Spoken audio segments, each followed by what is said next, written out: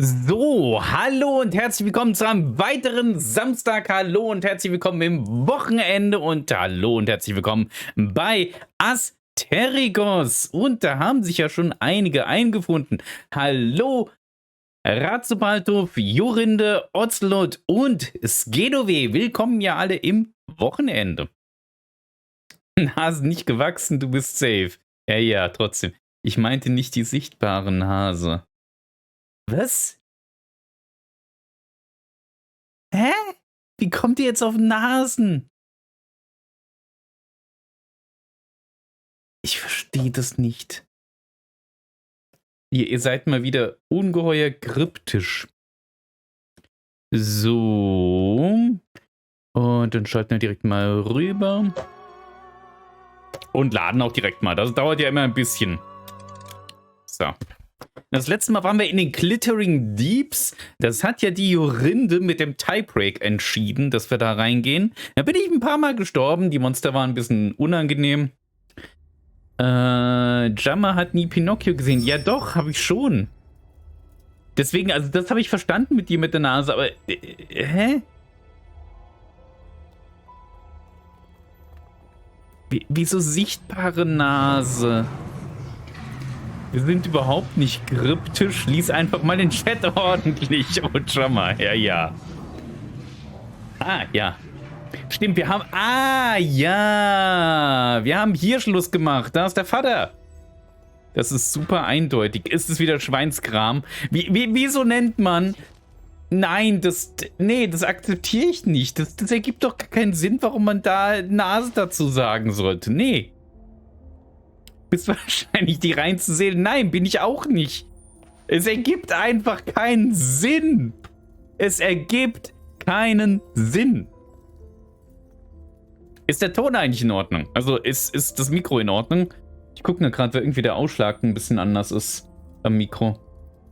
Wenn es geht, wie was tippt, ist es immer Schweinskram. Wie die Nase eines Mannes. Ah ja, doch, den kenne ich, den Spruch. Das sagt man auch in Mainz. Ja, den kenne ich auch tatsächlich. So. Machen wir erstmal hier das Echo.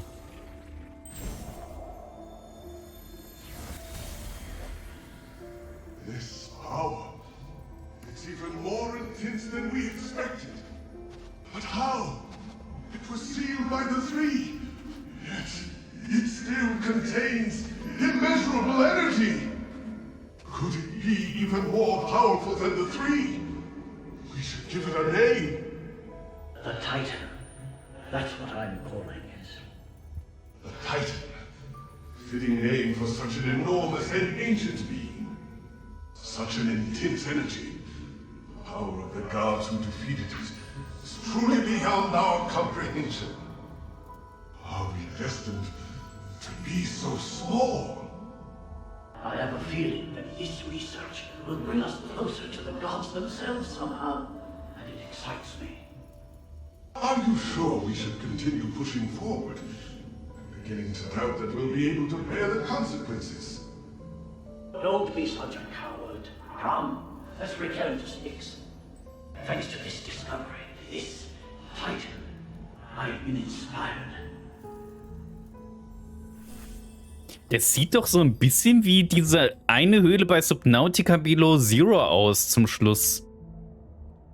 Na gut, das da unten nicht, aber diese lilanen, pinken Kristalle. Ja, lila ist es nicht. Ich hätte ja einen Auberginen-Emote gepostet, aber dann band Jammer mich. Ja, vielleicht. The energy that the starite is giving off. It's so special. It's pure and has the ability to realign magic.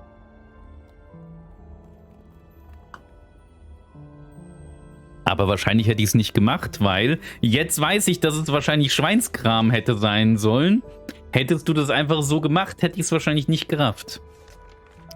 Irenaeus Diary. The following are research records from when I assisted Lord Patrius. The conclusion from the test of the Titan suppression response to Tranquilite is that the approach is feasible and works well. At present, although the Titan's body is sleeping, his consciousness seems to be still active, so The control effect over the creatures still exists, but it is slightly weaker. The Tranquilite can also block the communication of consciousness between the Titan and the creatures.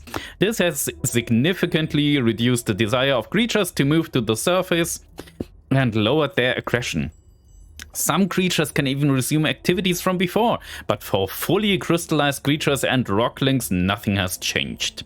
Later, we conducted additional tests and found that Tranquilite can have a certain degree of effect in preventing unaffected creatures from being corrupted by the Titan's consciousness. Compared with other Starlight, the effect is more than 80% stronger. Tranquilite is therefore highly suitable for completion of the magic barrier. Mann, einfach alle drei, ja. Ich höre ja beim Vorlesen nie zu, ja. Da müssen wir aber halt durch. Find any clues? Not yet. So. This is the blueprint for the defensive device. But there's a drawing of another structure on it. Looks similar to the defensive device, but bigger and more powerful. This must have been the inspiration behind the defensive device. Okay, also von hierher kommen wir, glaube ich. Da hatten wir diesen kleinen Riesenkampf da. Ja. Schatz, okay. ja. So, hier war die Brücke. Mal ein bisschen Backtracking vielleicht. Genau, da haben wir noch einen Schatz. Aber ansonsten war's das, glaube ich. Okay. Gut, dann geht's weiter.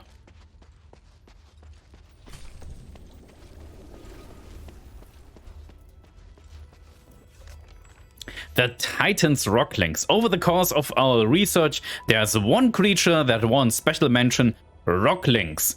These beasts are only active in the glittering deeps and have unique habits and appearance. Rocklings were first discovered after a large explosion in the mine, but they were not common at that time and there were very few of them. It was only when Lord Patrius and I came to continue our research after Asterigos that we found that the mine had been occupied by the Rocklings. Their actions are highly organized, but they do not seem to have obvious gender differences or any leaders. This sets them apart from other creatures. They do not move to the surface. Instead, they stay deep in mine, and they are more aggressive than other beasts. Moreover, they only target creatures that are not affected by the Titan's consciousness. Both Patrius and I surmise that they may be creatures from the Age of Myths, or a creature derived from the Titan. If the Titan is somehow related to the one, perhaps the Titan also possesses the ability to create creatures. Okay, ist denn der Endgegner ein Titan vielleicht? Hahaha. Also neben Eumenides wahrscheinlich.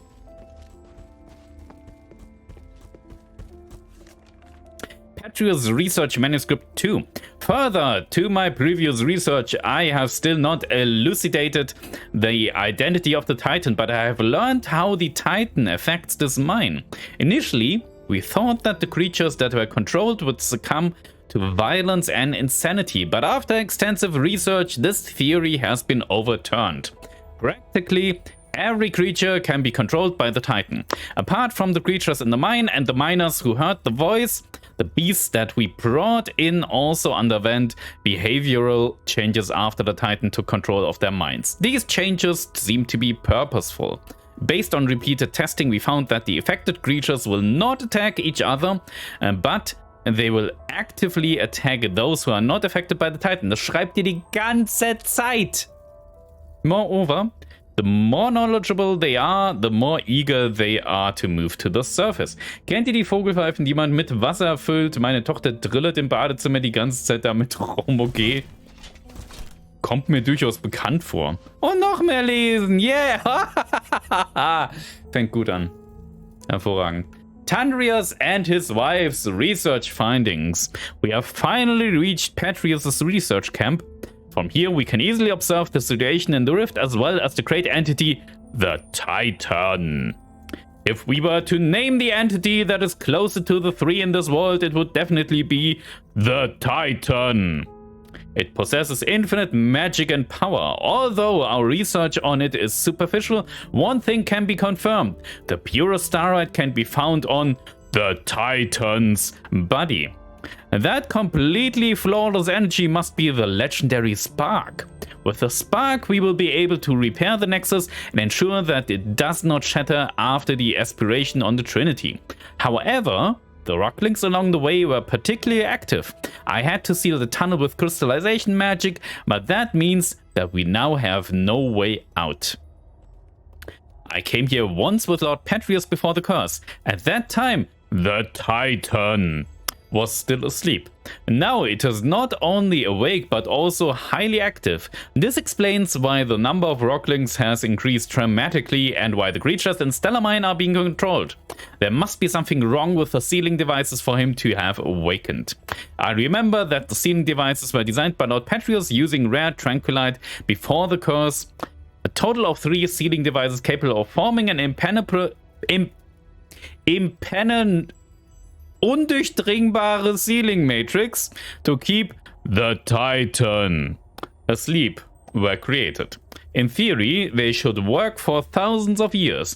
What could have caused them to fail? Other than my colleagues conducting research in the glittering deeps, there should not be other people down here. Neon could not have made such a foolish mistake. I truly hope that what I'm thinking is right. How did it go? It's a mess. And there's traces of recent activity. More importantly, I found that they referred to the source of the voice as the Titan in a document. Nee, And the from looks of Titan. it, the Titan can't be defeated. It has powers far beyond any human. The Ephesians describe it as the essence of power and the source of magic. The Titan. The Titan has existed since before ancient Aphis, and even before the age of myths. Even with their current technology, the most they can do is seal it away in a state of slumber. Aren't you shocked? The existence of the Titan can completely overturn all knowledge of magic in Inbari. The It's way more Titan. advanced even than the magic in Aphis. This is an astonishing discovery. Eumenides is always going on about these theories, so I had a general idea before coming here. The tranquilite mentioned in the document is a rare pink starite that has the effect of suppressing the Titan's consciousness. There are a total of 3 sealing devices around the rift that have been enhanced with tranquilite. Activating them at the same time forces the Titan to enter a state of slumber. The document also mentions that the Titan's body contains the purest form of starite, the spark. You seem very interested in the spark. I'm sorry, Commander. I know what you're going to say. You're still pursuing things other than the mission Ludwig assigned to you, aren't you? I'll discuss this with you later. The spark is also my objective. If you need it too, then ever more reason to obey my command. I need your complete cooperation, is that clear? I swear upon the icy north wind. Good. Are you ready? The Titan. Synchronsprecher wirst du nicht. Oh doch, das ist mein großer How should we do Traum. this? Since our objective is the spark, finding a way to remove it from the Titan is crucial. There's no point relying on brute force to defeat a monster that's beyond comprehension. But we can think of a way to reactivate the sealing devices left behind by the Ephesians and put the Titan back to sleep. Then we'll be able to safely remove the spark from it. Right now, we have no way of knowing if it will be safe or not. In any case, let's head to the rift first. After that, we'll remove the obstacles that have been causing the sealing devices to stop working before retrieving the spark. Understood. I still need a bit more time. Ja, ich würde gerne die Kiste dann noch öffnen. So, Kiste öffnen. So.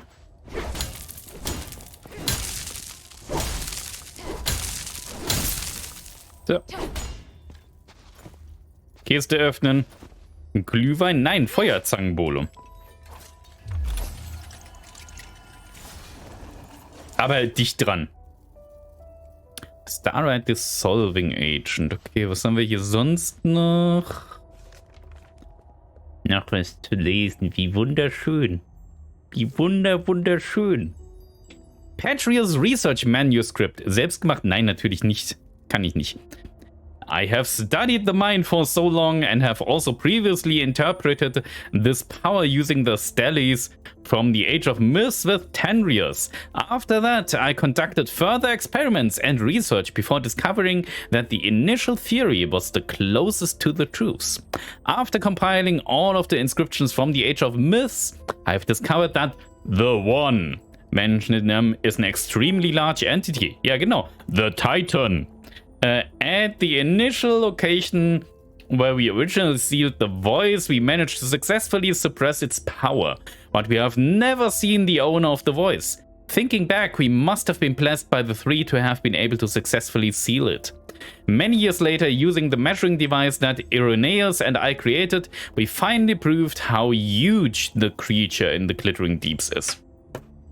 It is almost comparable in size to the statues of Calum summoned.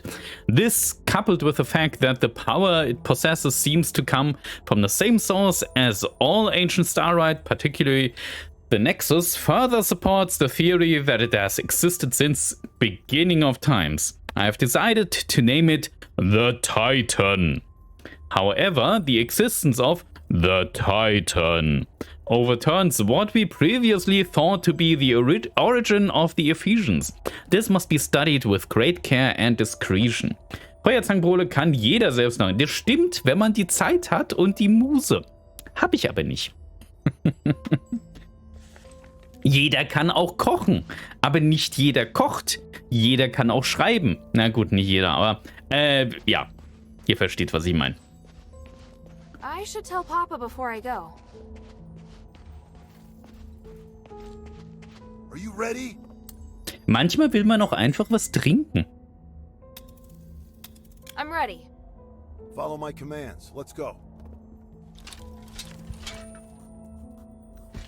So, dann folgen wir mal dem Papa. Go, go, go! Ja, ja! Stress nicht rum, Alter! There are more enemies up ahead. Ja, ja.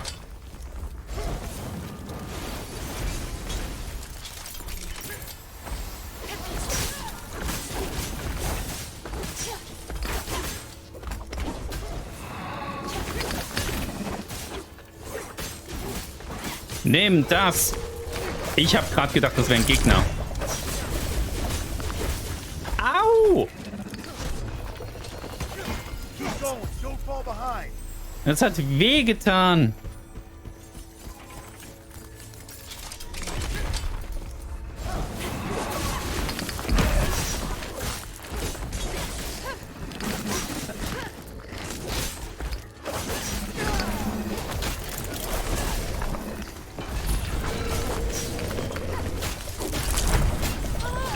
Nein!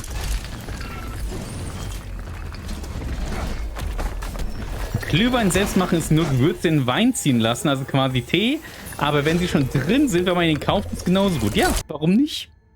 Ich meine, Tee kann auch jeder selbst machen. Man muss nicht einen Teebeutel sich holen. Trotzdem holen sich die Leute Teebeutel, weil es manchmal bequemer und einfacher ist. Weil man manchmal einfach was Einfaches haben will. So, und zurück. War das hier? Ja. Go, go, go! So, probieren wir das nochmal.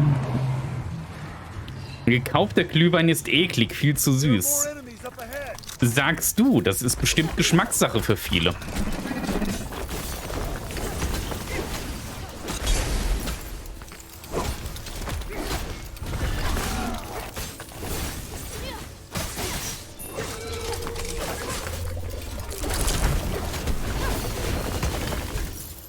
Ich werde ja immer so ein bisschen pingelig, wenn man bei Keep going. Don't fall behind. Geschmackssachen anfängt mit das ist oder so ist es, also mit Wahrheiten um sich wirft, weil das ist halt häufig nicht so.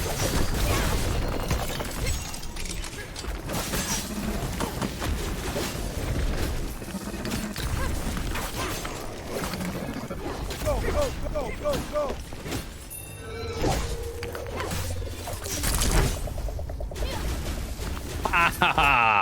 Ich krieg dich. Ah. Nimm das.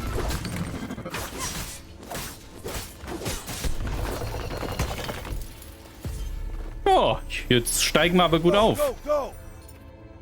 Das ist total verallgemeinert und nicht für alle wahr. Ganz genau. Ich mache mir Candice und Glühwein, wenn ich ihn selbst mache. Stimmt aber leider bei ganz vielen schon. Nee, wieso soll das bei vielen schon stimmen? Ansonsten würden es die Leute ja nicht kaufen, wenn es denen nicht schmecken würde. Liegt hier noch was rum? Mal gucken. Nee. Ah, da ist noch ein Echo. Das holen wir uns noch.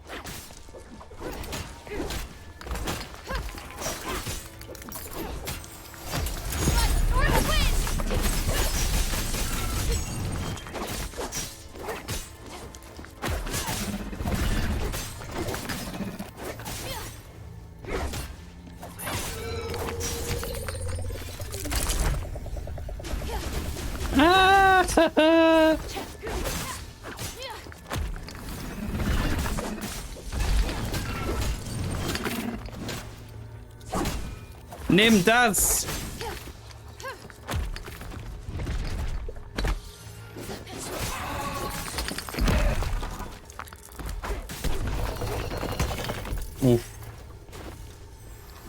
Da ist ein Schatz!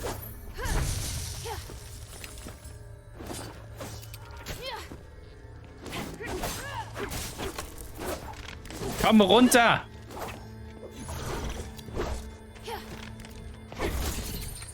Au!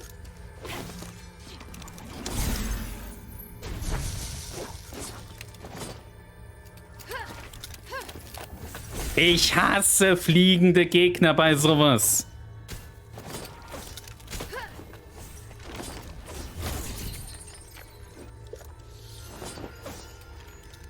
So. Okay, da haben wir noch einen. Hervorragend, aber der ist unten. Ah. Fällt mir ein, ich habe noch Glühwein-Punsch im Auto von unserem Event gestern. Ja, ich hatte nämlich auch noch ganz viel Punsch und so, den ich geschenkt bekommen habe.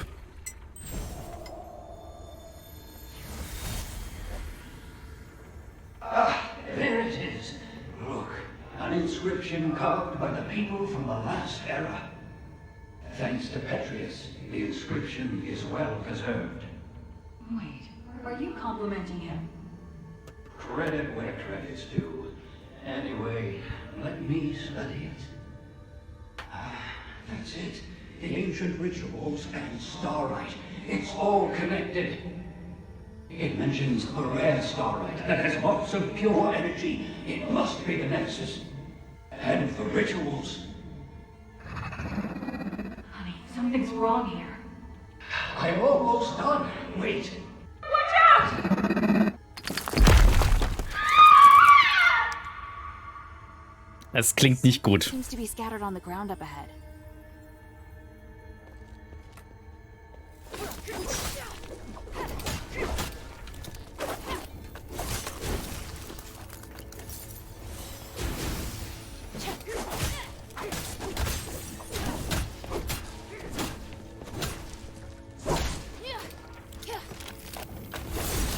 Au!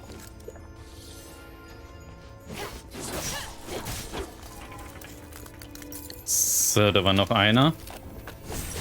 Ah, der ist da oben.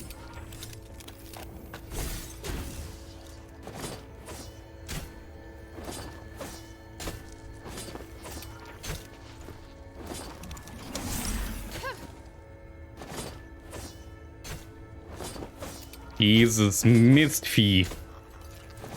So.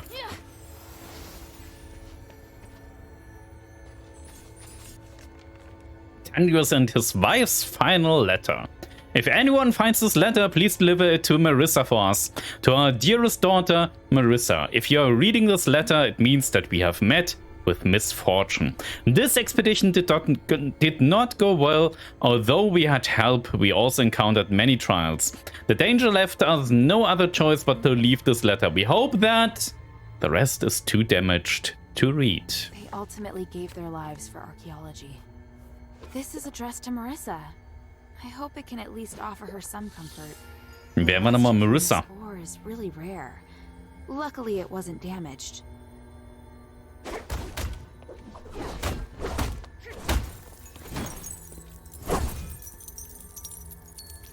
So.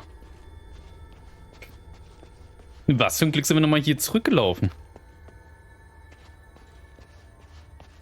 Nee, mit denen müssen wir uns nicht anlegen. Den Schatz nehmen wir aber.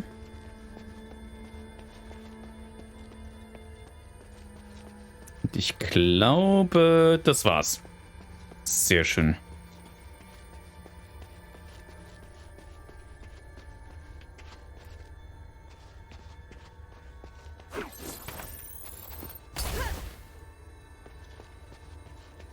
Ja, das ist noch ein Schatz.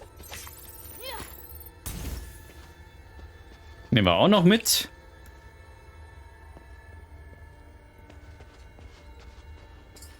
Haben wir hier... Ach! Du fliegst hier nicht rum. Titanite. Ach, Fliegeviech.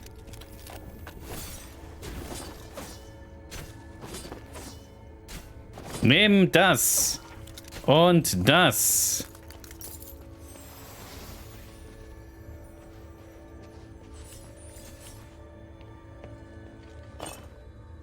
Orichalcum Slab. Ja, 2 Stück.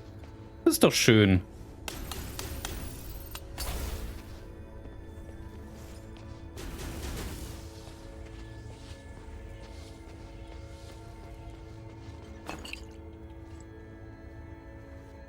Okay.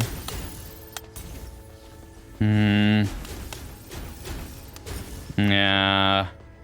Mit denen will ich mich nicht anlegen. So. Ja, das war doch sehr ergiebig. Würde ich sagen.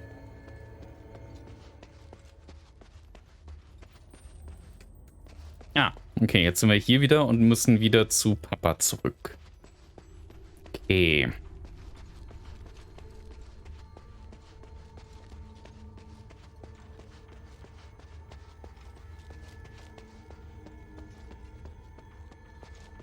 Naja, da steht er.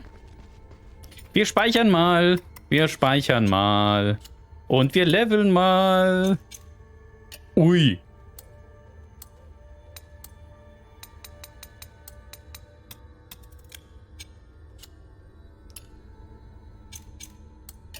So.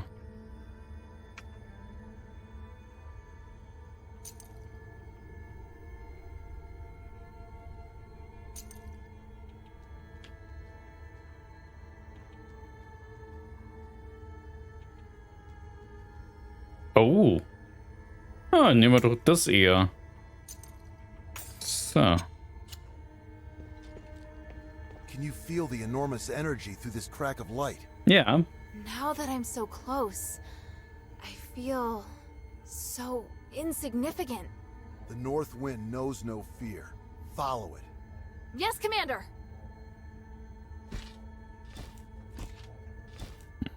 Ich habe das Gefühl, jetzt ist Boss-Time.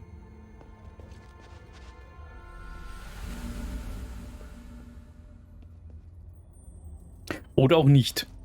Noch nicht. Speichern trotzdem mal ab.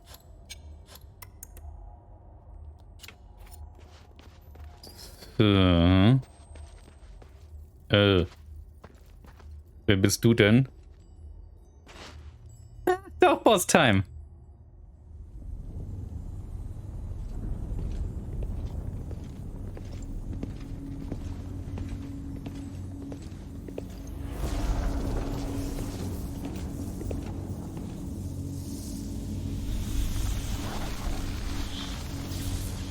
The Titan.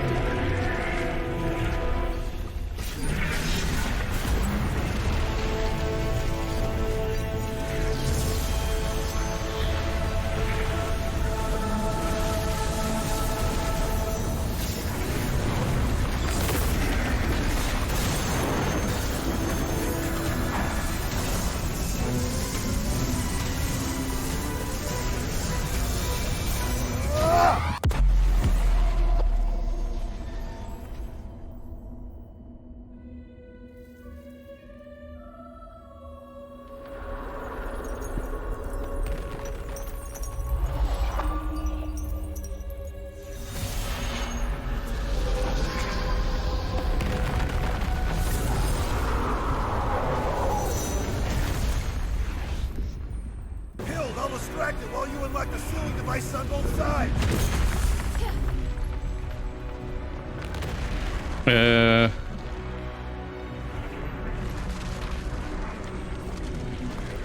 Kommen wir da hoch? Have you forgotten your order? Unlock the sealing device on both sides first. Also doch der andere Seite. Ja. Ach, was vom Borderlands-Boss. Okay.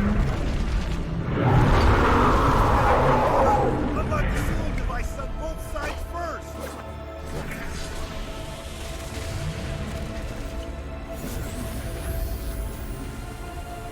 Both sides. Welche Seiten? Have you forgotten your order? Ja, ich wollte doch hoch. Both sides first. Ja, ich war auf dem Weg hoch.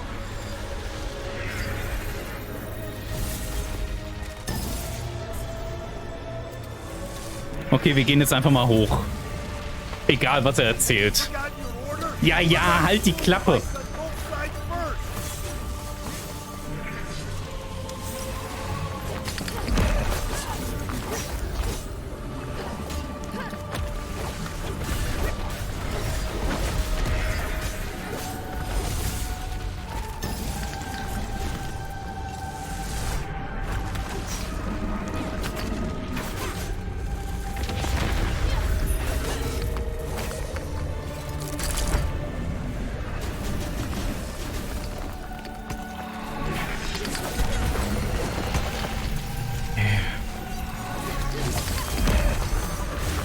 Au!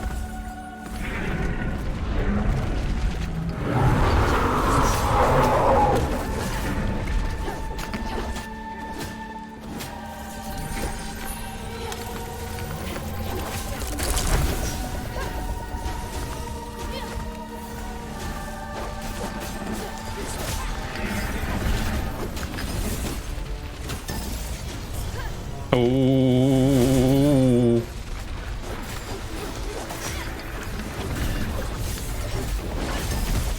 Au!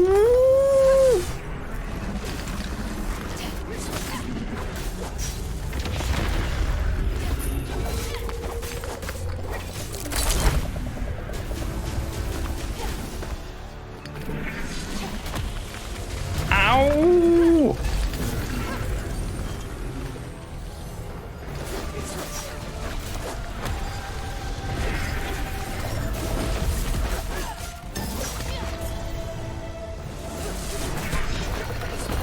Okay, den haben wir. Da ist doch hier so ein Siegelding.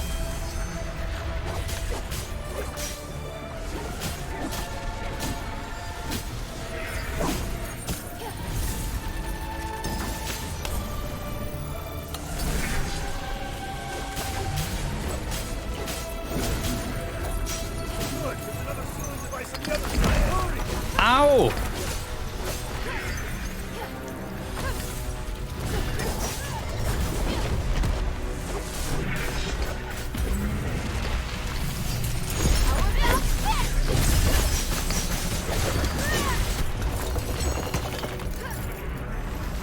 So, wo ist jetzt das andere?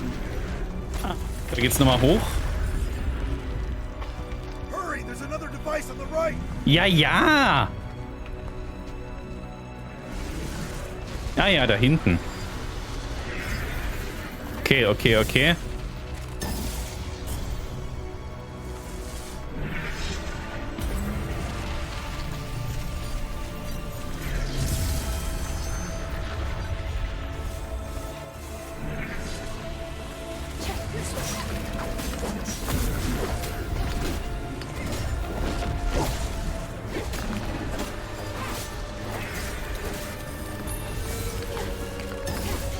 Nein!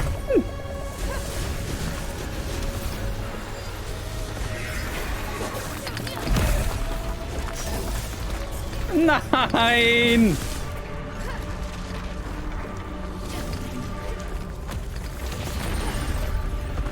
Ui, war das knapp.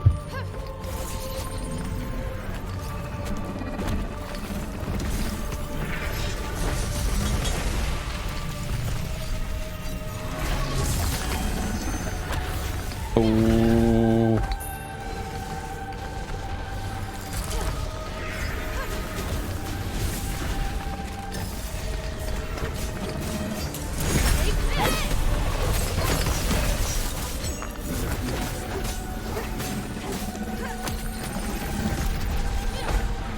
Oh Gott.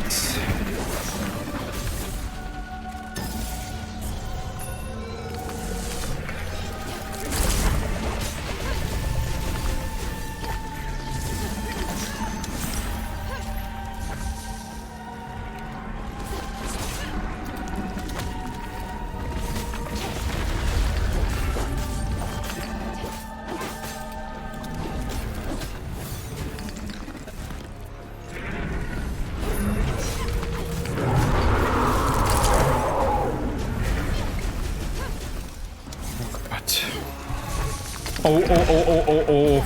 Okay, also wir müssen uns beeilen anscheinend.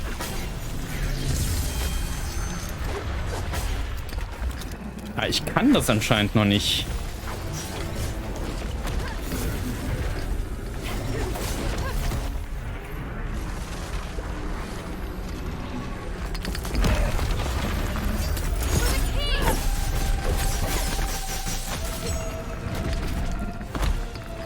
Au, au, au, au, au, au.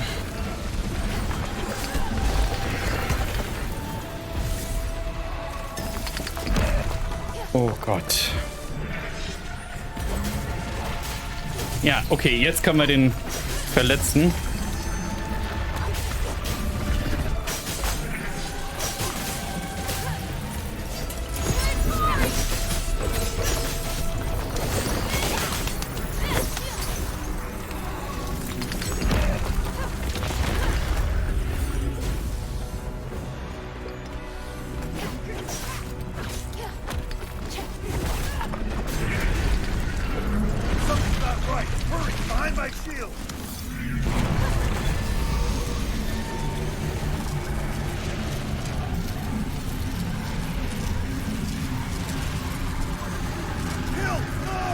Nein! Wie soll ich da denn so schnell runterkommen? Ah. Wie soll man da denn so schnell runterkommen?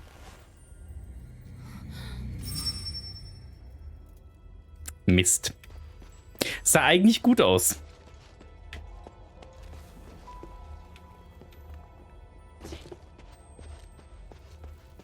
Sah eigentlich gut aus. Ich weiß halt nicht, vielleicht hätten wir genügend Zeit gehabt, aber ja, hätte ich das halt gewusst. Also das war ein bisschen blöd, dass man dann so schnell reagieren muss wahrscheinlich. Fang einfach oben an und mach den Device unten als zweites. Ja, vielleicht, ja. Wenn das geht. Das muss man halt aber auch erstmal vorher wissen. Das ist ja das Problem an der ganzen Sache. Aber ich weiß halt nicht, ob es überhaupt geht.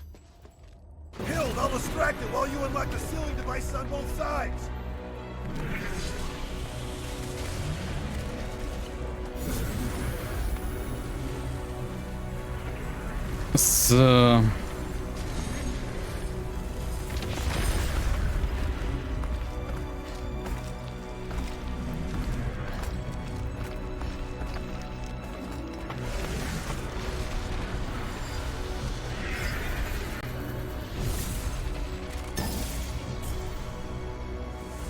So, mal schauen.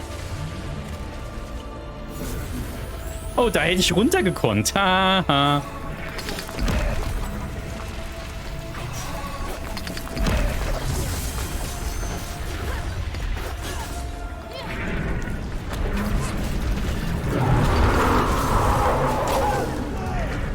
Was?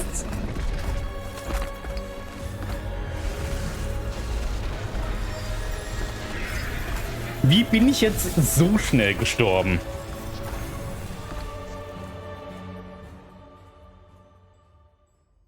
Da wäre eine Treppe runter gewesen, habe ich gesehen. Hätte ich die genommen, hätte ich es überlebt. Beim ersten Mal. Also wir können tatsächlich das erste Device zuerst machen.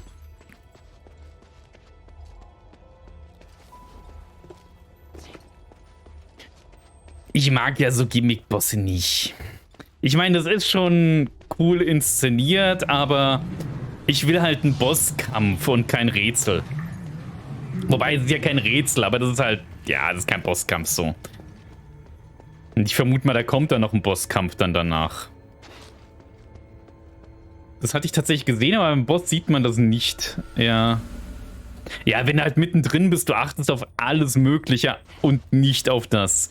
Ich meine, ich wusste ja auch gar nicht, dass ich darauf achten muss, da wieder schnell runterzukommen. Ja, eben, genau. Das ist halt das übliche Problem. Da hätten sie einen besser darauf hinweisen müssen, finde ich. Oder es besser anzeigen.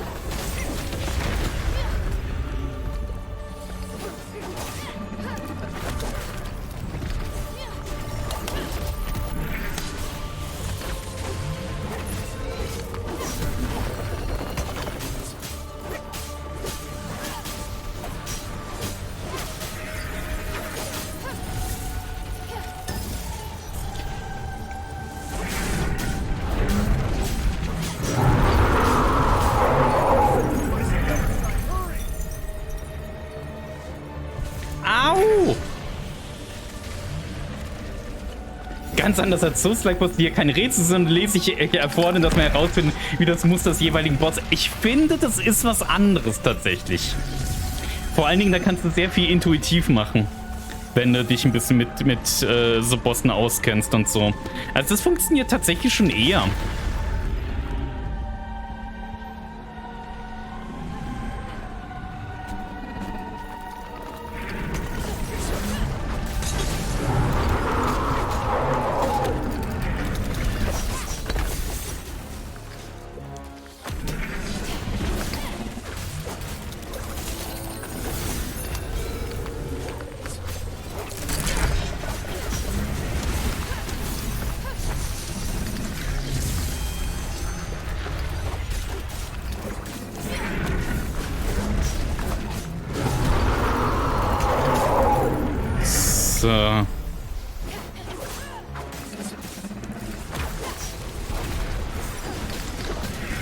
Au!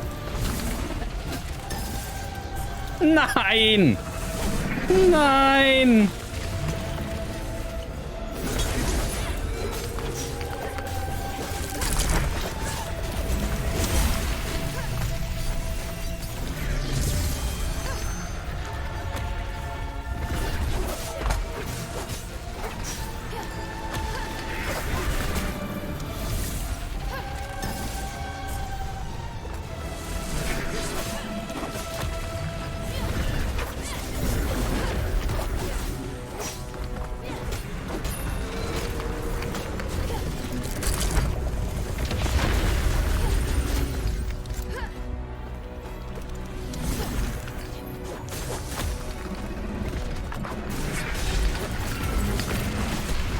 Okay.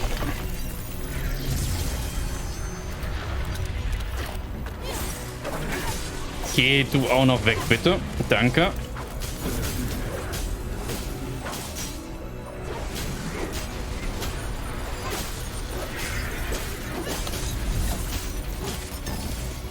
Nein, ich bin genau reingesprungen.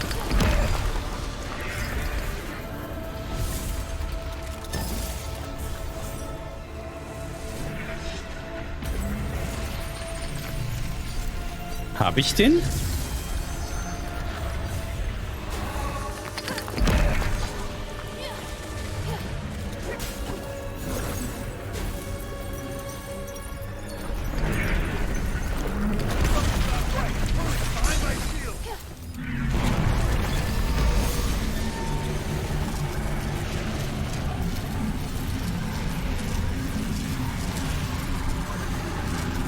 Uff.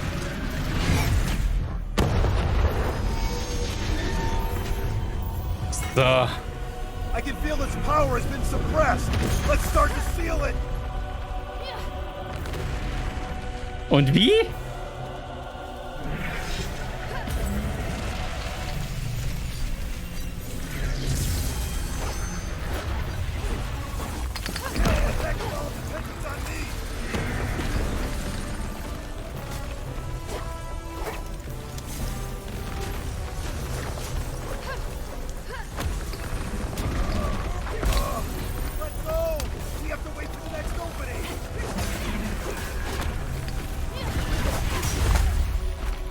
Au!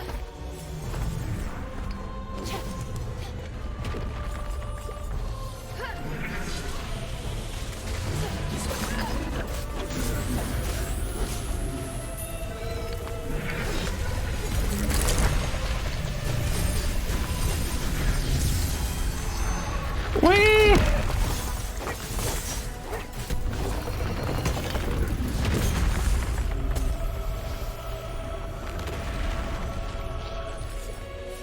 Something's not right. Hurry, behind my shield.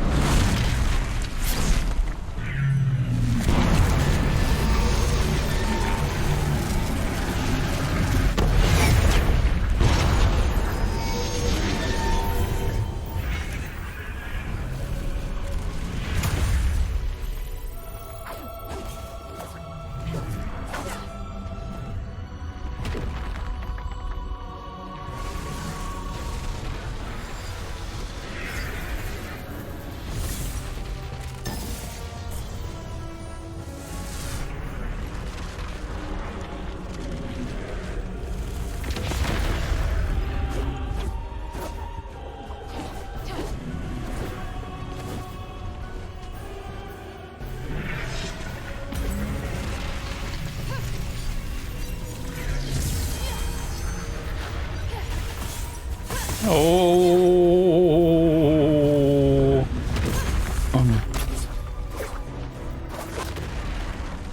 Au.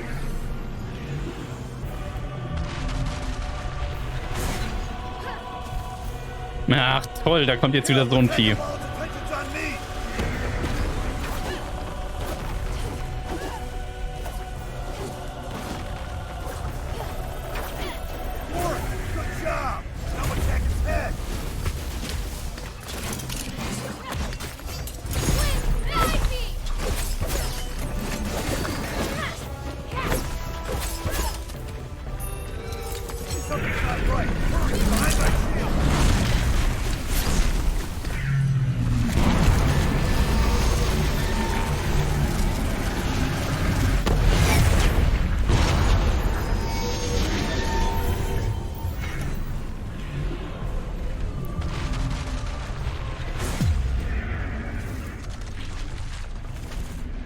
Ich glaube, das war's. Did we win? Ui.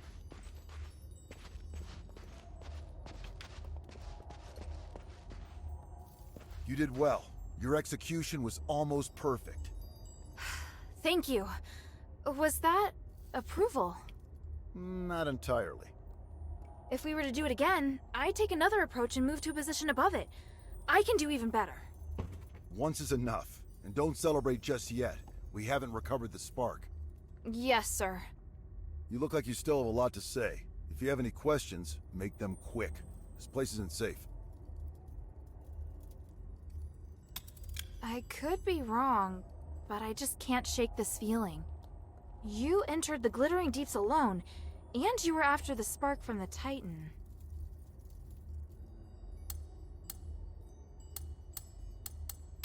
Was it an order from Eumenides?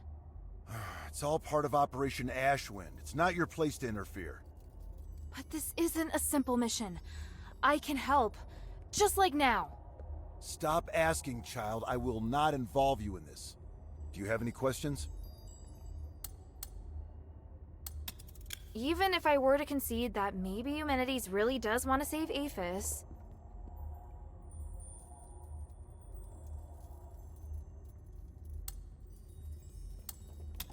When all order was lost in the city and the cult rose to power, all he did was turn a blind eye to what was happening.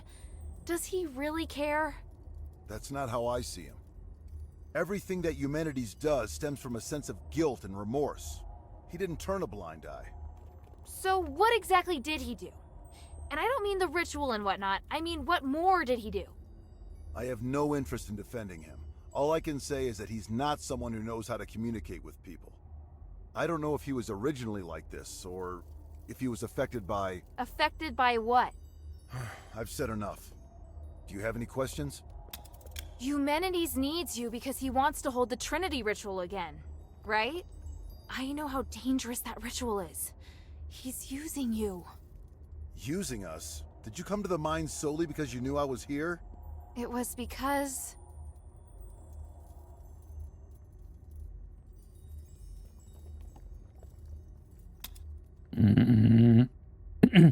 Es war schon ihre Wahl, aber Minerva hat's halt auch gesagt, ne?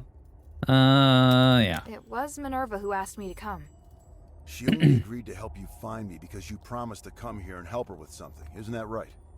But to let a child enter a mine alone, does that woman even care for your life? Is she not using you? You've assigned me dangerous missions. Those were reasonable missions, not suicide missions. If I have what it takes, it's not a suicide mission. Huh, that's easy to say, until the one occasion when you don't have what it takes. You sounded proud of me when we defeated the Titan. What do you think would have happened if you faced that thing alone today? In any case, I don't think that woman is as trustworthy as you say. Do you have any questions? And you have asked enough, child. What do you plan to do now? I need to contemplate what you've just said. Minerva taught me not to make decisions on impulse. I may not fully understand what you mean, but I'll find the answer. I see. Looks like you might have made some progress after all. All right, enough talk. Let's get the spark and leave this place. Yes, sir. So, what led you to search for the spark? To help the adherents remove the curse. Once we leave the Glittering Deeps, I'll go with you. I'd like to meet this Minerva you told me about earlier. After that, you are to obey your orders and report back to Ludwig. Understand? Papa, I can help you! You know I can! I just did! The first rule of frontline combat? Obey your commander's orders. Yes, sir.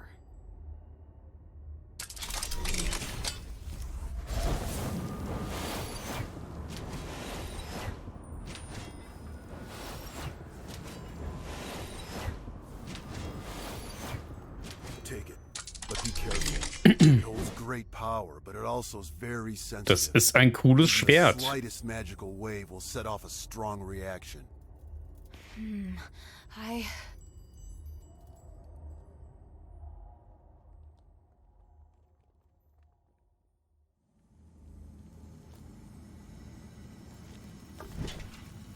Now, we just have to find the exit. Und ein bisschen albern, ja.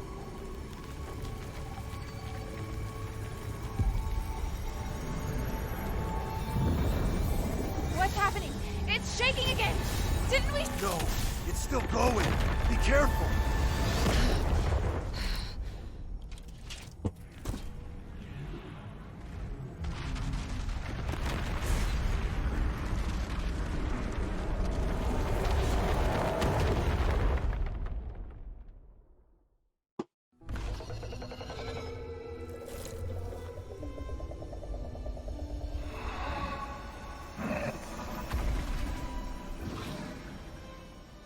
The abyss brings unfathomable danger. But it can also be a new opportunity.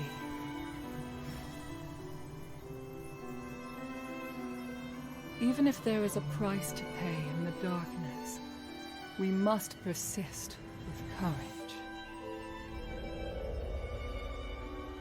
I believe that the key to changing Aethys lies here.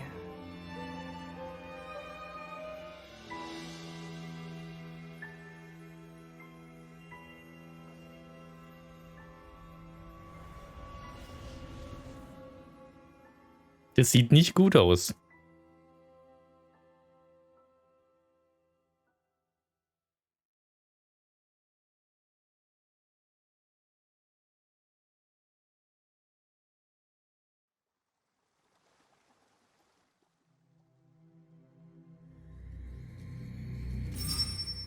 Looks like she's coming around.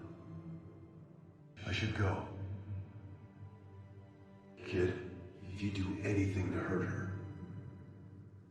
Sir, I told you before, don't worry. She's been kind to me. I'd never hurt her. If you really want to repay her, tell her to go back to Ambari as soon as possible.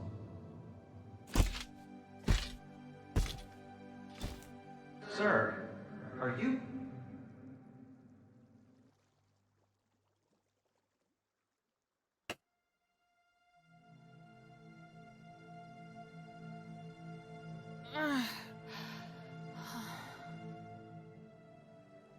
Hilda, you're finally awake. Are you all right? You look fine. Phew. At least I don't have to worry about your father now. Where's Pa? Where's the commander? He had some minor injuries, but could still move around fine. He left in a hurry after bringing you here. This is the part where you thank me, and we no longer owe each other a debt? Wait, how long's it been since he left? A while now. He couldn't take you with him, so he asked me to take care of you instead. That can't be right. He knows you. He wouldn't trust you to take care of me. Ouch, that was hurtful. Maybe he was touched by my sincerity. All right. He did wait till you were almost awake before leaving. He is not easy to be around, by the way. He left? Just like that? Did he say anything? He said he won't involve you in the troubles in Aphis and ordered me to ensure that you leave. But I'm not a soldier. I don't have to obey his orders. And you've done so much to help me. So don't worry. I'll respect your decision. Thank you. After all, I'm in no rush to go back. So apart from you taking me back to Ambari in shackles, I'm willing to cooperate with you on everything else. And now you're trying to bargain with me. Damn it. He said he'd go to see Minerva with me. You talking about your father? He seemed to be in a hurry when he left. He must have his reasons for leaving. Take all the time you need. I'll be right here if you need me. So, das wäre dann der Endboss von dem Gebiet gewesen. So, gerade mal nachlesen, was ihr geschrieben habt.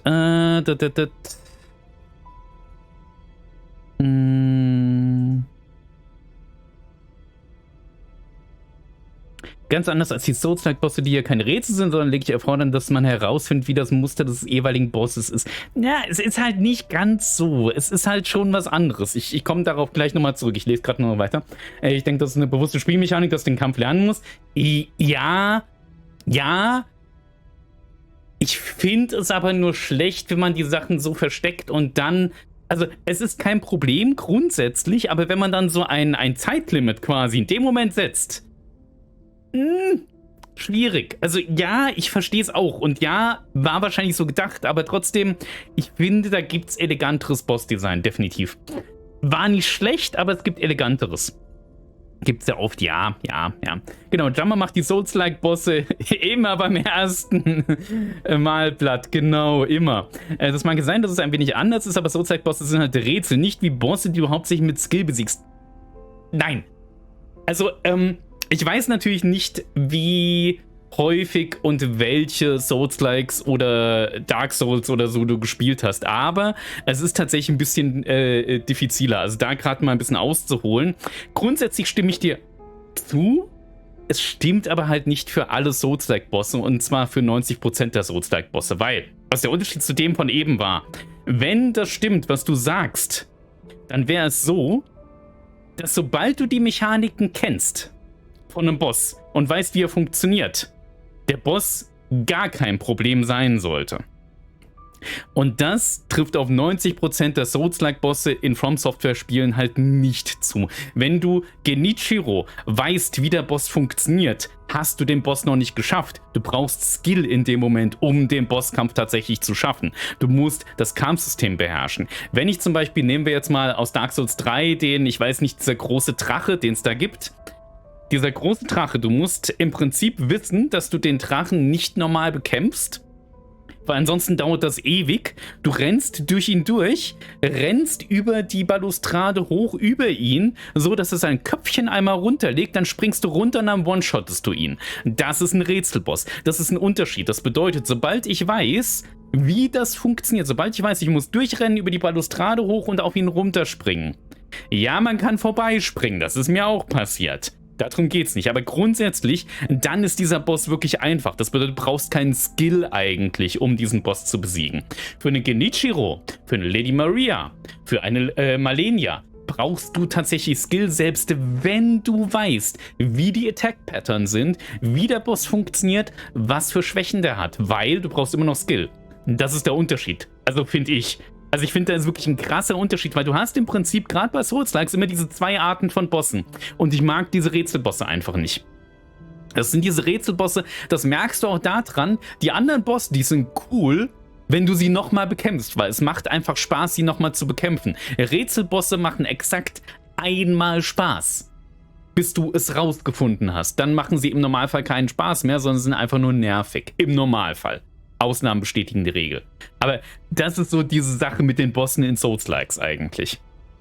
Lass mich mitmachen. Wo denn? Ein bisschen albern. Das war wahrscheinlich auf das Schwert bezogen, ne? Man saw das more than needs the eye, ja. Die haben dich einfach auf dem Boden liegen lassen. Ja, haben sie! Wahrscheinlich ist das seine Rache, die Rache von Shay. Schon, du bist einfach nur nicht gut genug. Nein, nee. Kann ich dir...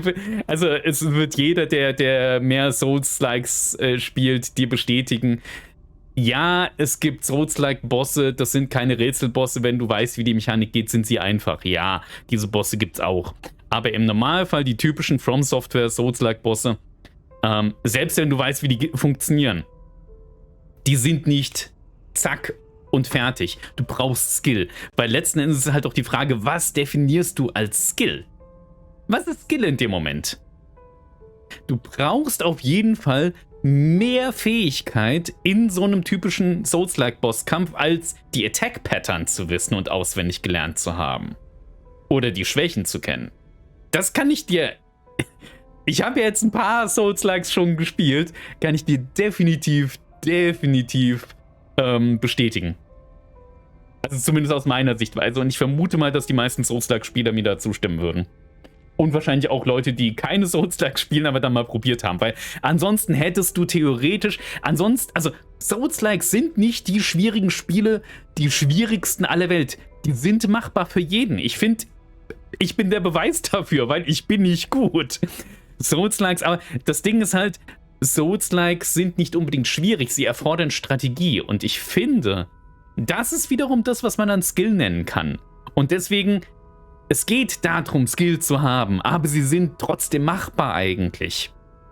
Weil ansonsten könnte so ziemlich jeder, der sich einfach nur mal die Bossmechaniken durchliest, vorher von einem Dark Souls zum Beispiel, einfach durchrennen. Also machen wir doch mal eine Challenge. Lest ihr alle Mechaniken von Dark Souls Bossen durch. Und dann schauen wir mal, wie viele Tode du hast am Ende. Also, ganz ehrlich, ich fände das spannend.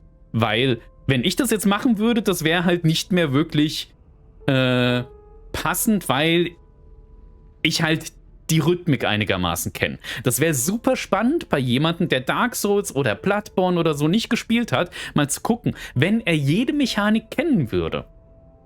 Wenn er wissen würde, wie die Attack-Patterns gehen, welche Schwächen die Bosse haben, wie viel Tode am Ende dabei rauskommen. Also ich fände das super spannend. Also es ist jetzt nicht, dass ich dir total widersprechen will. Ich finde das eine ganz spannende Sache eigentlich. Und ich fände das toll, wenn man da der Sache ein bisschen auf den Grund gehen könnte. Finde ich super spannend eigentlich.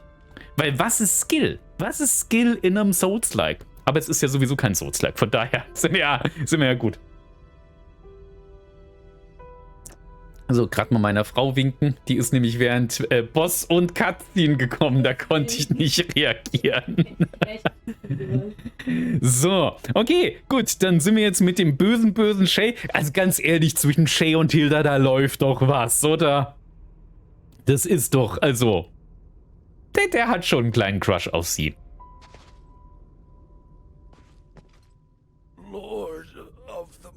Ja, den haben wir eben gerade verprügelt, den Lord of the Mine, genau.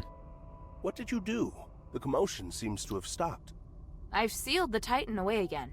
The Titan? Oh, right. That The was the name Asterigos Titan. gave to the entity behind the voice. How do you know? Did you find the documents? Did you bring them back? Easy there. It's a long story. Come, take a seat then. Have a drink, then tell me everything. What is it, child?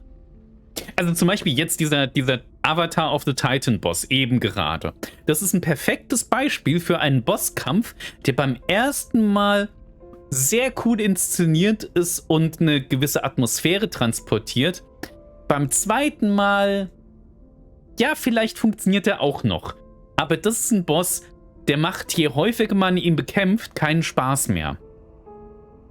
Und das ist ein typisches Beispiel für einen Rätselboss.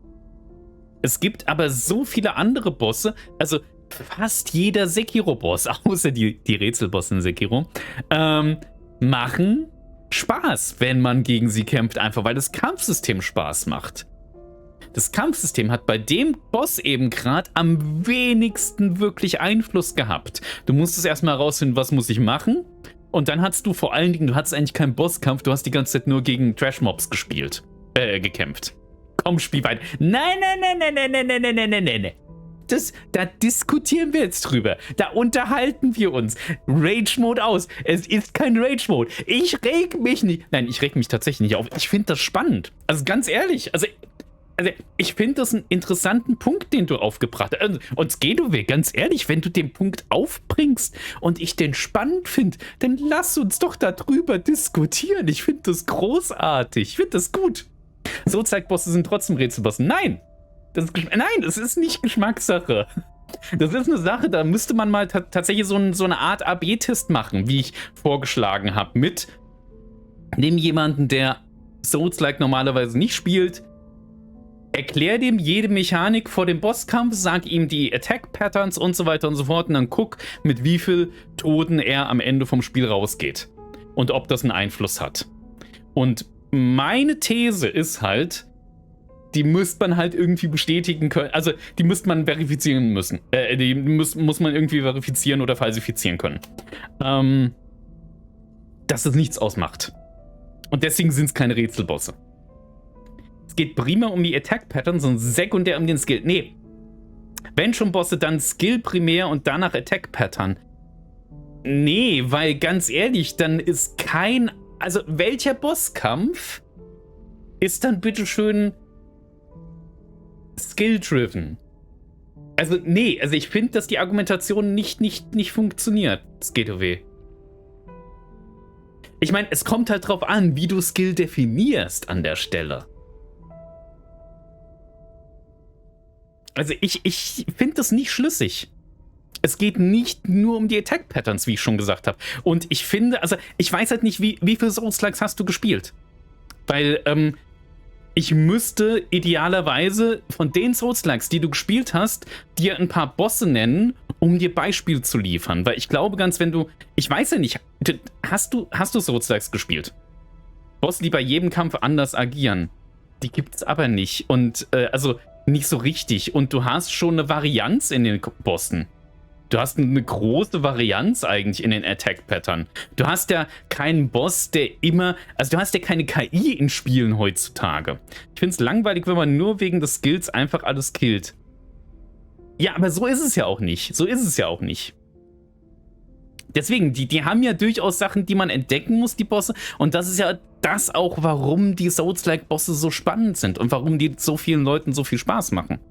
Aber das Ding ist halt, solange du keine KI in Computerspielen hast du natürlich auch keinen sich verändernden Bosskampf.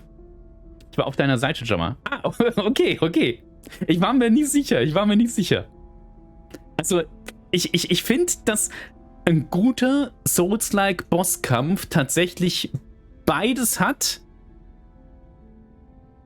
aber trotzdem nicht nur das Rätsel als Hauptstück hat. Das bedeutet, wenn du das Rätsel geknackt hast von dem Boss, dass du den Boss dann besiegt hast. Wie zum Beispiel der Drachenboss in Dark Souls 3. Ich weiß nicht, ob ihr den gesehen habt damals, als ich Dark Souls 3 gestreamt habe. Der Drachenboss in Dark Souls 3, dieser große Drache da, dieser Wurm, Das ist ein perfektes Beispiel für einen Rätselboss.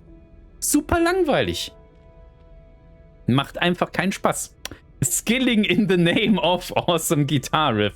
Der Herr alt, aber kränklich. Oh je, ich hoffe, dir geht's wieder besser, Alex. Und guten Abend, Alex. Willkommen im Samstag, willkommen im Wochenende, willkommen bei Asterigos und der ultimativen Frage, was ist Skill, was ist Rätsel und sind Souls-like-Bosse Rätselbosse? Finde ich echt eine spannende Diskussion.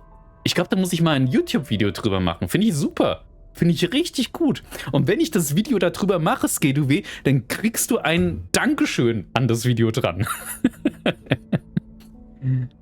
Derselbe wird irgendwie kaum besser. Oh je, ich hoffe, dass es nicht Corona ist. I found Tenrius and his wife's possession. I fear the worst. Me too. But they should have expected it when they decided to venture into the deeps alone. At least, they managed to reach at their destination. It's enviable achievement. Gestern noch negativ getestet. Ich hoffe mal, das bleibt so. Why do you sound like you don't care? Because what I wanted to discuss is over. Now we must focus on our research. Furthermore, we are no match for the Rocklings. No matter how sad I am, it won't help the situation. Grieving might even be just a waste of time. That's a strange way of thinking. Death and truth are always intertwined in the quest for knowledge. Compared to the physicoi hiding in sticks, we are giving everything we have without reservation. Tenrius always traveled to the most dangerous places. Yes, he might have died at the hands of cultist kidnappers, been murdered by thieves prowling around the entrance of the mine, or lost his life in any of his many adventures over the centuries. Nobody has a right to criticize our determination and courage.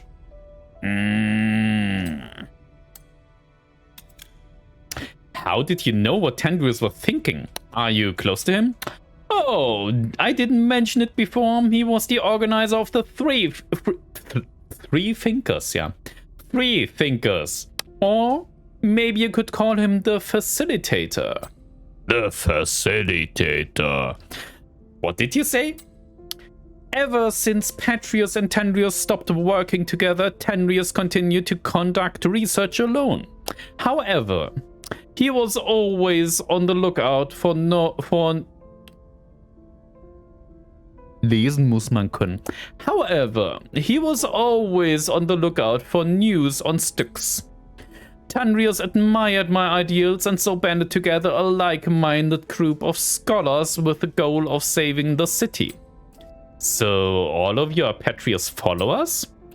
I'm distinctly aware of the infamy of Patrius' other followers, and that's why we've spread ourselves out and maintain a low profile while we work. It's only under special circumstances that we gather to help one another out. Minerva will definitely be surprised at this piece of news. It would be better if you could avoid telling her about us. I've seen enough people look at me with disgust, and it's not easy to hide from them. But I think she'd accept you, or it might be more accurate to say she needs you. That would indeed be good. However, I'd like to stay here to complete my research first. Ich hoffe doch, es wird wieder besser. Ja, hoffe ich auch. Weiß ich gar nicht, was ich besser finde. Die schlechten Dialoge oder die Tatsache, dass sie mal nicht vertont sind. Ich vertone sie doch extra für euch. Sogar richtig gut. Ich als Synchronsprecher. And to be honest, all we did was follow the information we found at the Rift observation deck. We reactivated the devices and sealed away the Titan. Just like that, did you bring any documents back? They are all still at the Rift observation deck. The glittering deeps should be much safer now. You can go there and look at them yourselves. Were there any problems when you tried to activate the sealing devices? Some minor problems, but unlike the defense devices, the sealing devices weren't destroyed. The credit actually goes to my father. I just supported him from the sidelines. It appears our combat skills weren't up to scratch. What do you mean? Nothing. Du machst das super, aber machst halt die Arbeit vom Spiel. Ja, das Ding ist halt, also das ist halt schade, aber, und da muss ich halt tatsächlich eine Lanze für dieses Spiel brechen. Es ist kein AAA-Spiel. Es ist ein, also die sind nämlich tatsächlich auf Steam, da war ein Indie-Sale, glaube ich, oder war es im PlayStation Store, ich weiß es nicht mehr. Es gab irgendwo ein Indie-Sale und da ist dieses Spiel aufgetaucht. Das bedeutet, anscheinend ist es sogar ein Indie-Studio. Und Vertonung kostet so viel Schweinegeld, wie ich aus Erfahrung weiß. Ich habe ja auch mal in der Gaming-Industrie gearbeitet. Es ist wirklich, es ist Arbeit, es kostet Zeit und es kostet Schweine viel Geld. Und ich kann das vollkommen verstehen, deswegen diese Lanze muss ich für das Spiel brechen. Es ist trotzdem überraschend viel synchronisiert und sogar ziemlich gut synchronisiert, finde ich. Wenn man eine Lanze bricht, dachte ich, ist was Positives. Mach ich doch. Das war doch positiv gemeint. Ich hab das Spiel jetzt versucht, in Schutz zu nehmen. Weil das ist tatsächlich, also ich finde das Spiel dafür, dass es ein kleines Studio ist, ganz ehrlich, guckt euch dieses Spiel mal an und vergleicht es mit dem From Software Spiel. Ja, da sind noch Welten dazwischen, das ist eine andere Liga, aber ich finde das Spiel bisher ungeheuer rund und gut gemacht und mit Lieb zum Detail und das Setting und die Welt und die Geschichte. Und das finde ich wirklich gut gemacht für so ein kleines Studio. Also ich bin beeindruckt. Wenn man Lakos Manz, ja. Ich glaube, ich mache mal einen Rollenspielcharakter, der Lakos Manz heißt. Ist das auch positiv, ja. Das auch. Der Markus Lanz. You don't seem to be too afraid that I'll arrest you and take you back to Anbari. Because I can tell that you don't intend to go back yet. What's more, I'm prepared this time. If you intend to bring me back by force, you won't have the advantage. How honest. Of course. I'm telling you because I want to get along with you. Otherwise, it won't be good for either of us. You understand what I mean, right? After all, you're a smart girl. You're the kind of smart girl that's easy to talk to. What do you want to ask? Ach, ich mag die beiden. Das ist, wie es so schön heißt, ich schippe die beiden. So, ich glaube, ich muss wieder ein bisschen synchronisieren. Looks like the voice has stopped. Alright, ever since Harold brought you back, the voice was completely disappeared. What happened? Simply put, we found the owner of the voice and sealed it up again. Wow, not much of a storyteller, are you? I'm not a bard, alright? It's clear and to the point. In any case, it's all good here now. That's what you wanted to say, right? So, have you found a way to save the king? Nope. What about a way to save old Whitebrow? Nope. Oh no, then I'll have to stay here.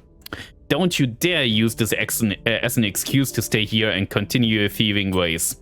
Don't say that. I'm genuinely concerned about old Whitebrow. He's probably the only person you're concerned about. Ich glaube nicht. Episode 2 hat angerufen, sie möchte ihre Romantik-Dialoge zurück. Nein, also so schlimm sind die Dialoge nicht, finde ich. Ich höre The Voice immer noch. Du meinst The Titan. The Titan. Okay, das hatten wir alles. Wir haben doch jetzt genügend. According to my research, we can try to close the Titan's channel to restore its consciousness. But I'm not sure how successful it will be. No time like the present. Let's do it. Let's get started then.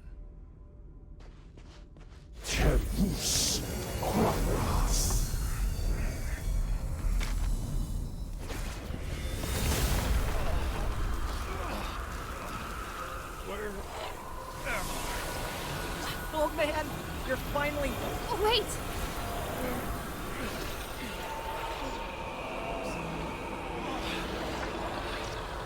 No!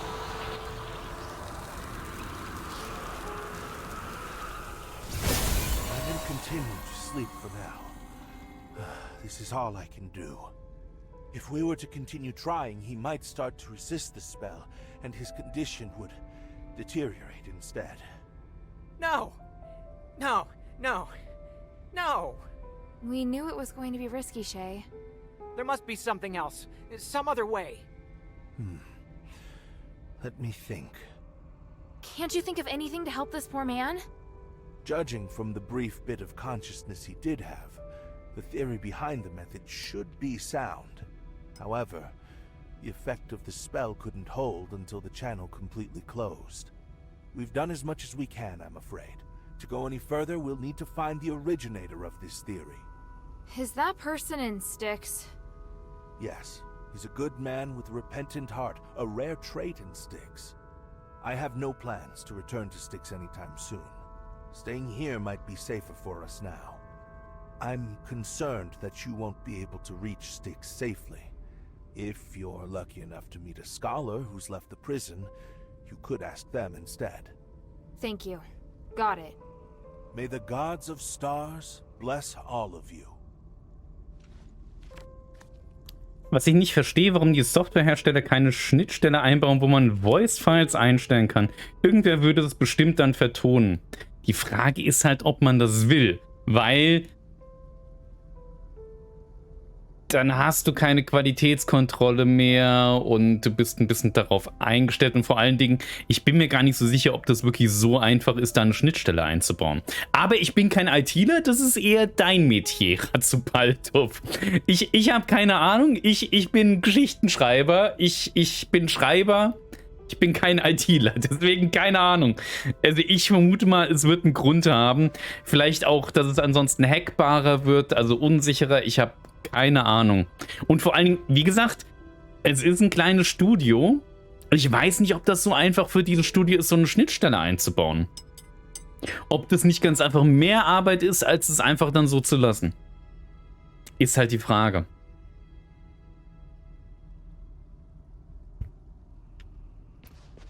Und es gibt ja durchaus viele Spiele, die über die Mods im Prinzip besser werden und auch leben. Und sogar bei AAA-Studios. Also wenn ihr euch mal einfach Skyrim zum Beispiel anguckt, was da die Modding-Community mit Skyrim alles macht, das ist ja unfassbar. Also da hat man so ein perfektes Beispiel mit so einer Schnittstelle, die du meinst, Ratzupaltov eigentlich. Aber das ist halt auch ein AAA-Ding. Ich weiß nicht, ob das wirklich machbar ist für so ein kleineres... Ich habe keine Ahnung. My underground. Sein Untergrund? So. Did you find the Physicoi and Styx? I haven't been there yet. Maybe later. Alright. I just hate feeling so helpless. Ich vermute, ihr dürft auch gleich entscheiden, wo wir als nächstes hingehen, wenn wir zurück sind. So, which direction did the commander go? Forget it, you won't be able to catch up to him. He seemed to have used some kind of magic. He disappeared in the blink of an eye. Damn! Humanitas must have given him teleportation magic. I did ask where he was going, but after all, I was afraid he'd arrest me. But he didn't seem in the mood for that. He said he had to hurry back, though he didn't say where back was. I don't think he was referring to Ambari. Anything else? I need to know every single detail. That should be all. Let me think. Oh, right. He warned me that if I dared hurt you, he'd come over from the other side of Avis and cut my head off. Does it sound like something a father would say when his daughter's getting married? May the wind slam you up against the wall. I'm not in the mood for jokes right now. You missed my point. Where's the other side of Aphis? That mountain over there, the one you can see from the entrance. Either he's there or he's on his way there. That mountain. Is going to that mountain the only way to see him again? Since he left you behind? Whatever he's doing must be really urgent. He didn't leave me behind. He knows I can protect myself. Oh yeah, I know that.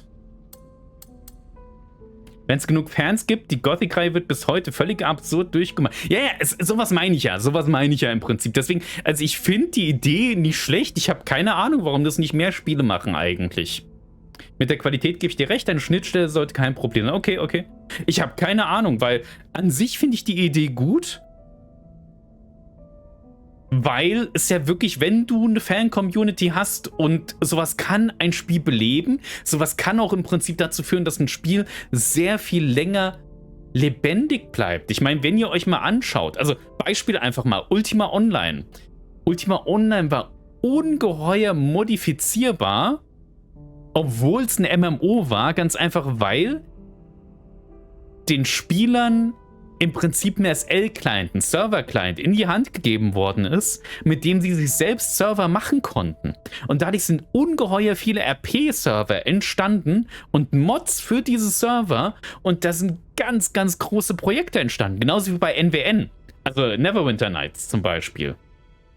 Und das hat diese Spiele wie Ultima Online. Es gibt immer noch Ultima Online Rollenspielserver zum Beispiel. Es gibt immer noch Neverwinter Nights Rollenspielserver. Nicht mehr so viele, aber wenn ihr euch mal überlegt, wie alt diese Spiele sind, das ist halt schon, und Gothic ist halt auch so richtig alt und es lebt halt immer noch. Und guten Abend, Eulfisch! Willkommen im nicht Freitag, willkommen im Samstag, willkommen im Wochenende, willkommen bei Asterigos. Gibt auch noch Ragnarök Online. Ja, aber ich glaube, ganz da ist die Modbarkeit nicht so groß, ne? Also wir reden hier gerade über Schnittstellen für Spiele, dass dann Fans, also Spieler, zum Beispiel nachvertonen können, wenn Dialoge nicht vertont sind oder so. Ich glaube, jetzt bei Ragnarök Online gibt es das, glaube ich, nicht. Glaube ich. Echt, das gibt's wieder? Ah, gibt es auch wieder so Privatserver. Sowas wollten sie auch mal mit dem Wildstar machen. Und ich glaube, City of Heroes haben sie auch überlegt, mal so private Server auch zu machen, indem sie, wie heißt es nochmal? Reverse, wie heißt denn das nochmal? Ich muss meine Frau angucken, die reagiert aber nicht. Wie heißt denn das, wenn man einen Server rückwärts... Nee, City of Heroes zum Beispiel, Wildstar, wie sie das gemacht haben. Da gibt es auch einen Begriff dafür. Reverse Engineering, danke. Perfekt. Nee, es sind keine Privatserver. Ich glaube, bei RO ist das etwas komplex. Okay, Reverse Engineering, genau. Hat meine Frau eben gerade auch gesagt, genau.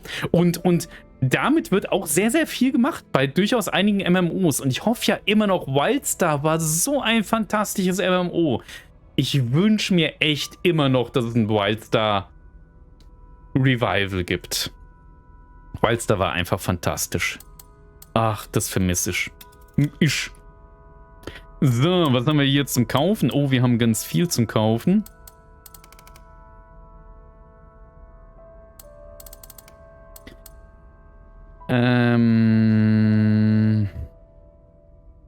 Ich weiß halt nicht, was wir gerade brauchen. Das ist das Ding. Ich glaube ganz, wir gehen zurück. Wir machen jetzt erstmal hier das Echo.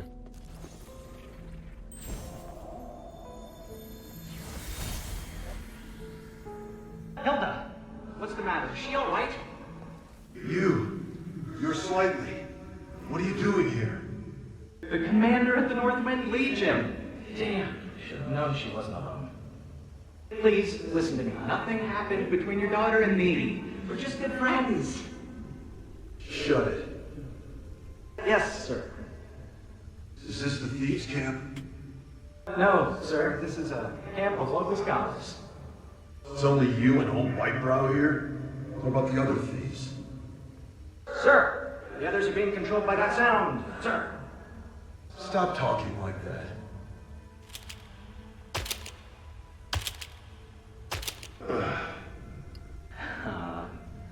Why are you sitting down? I'm gonna wait here until Hilda wakes up. And you're gonna stay where you are and behave yourself. Otherwise, I'll cut your legs off. Understood? Yes, but is she still alive? Shut up. Man, this is so awkward. So, wir gehen jetzt nämlich erst nochmal zurück. Gucken, was wir zum Aufwerten der Dolche brauchen. Und dann gehen wir eventuell nochmal hier hin. Muss man gerade mein Auge reiben. Moment. Ich habe irgendwie was im Auge. Und es war nicht, weil es so herzergreifend war. Ich glaube, es ist ein Haar irgendwie reingerutscht.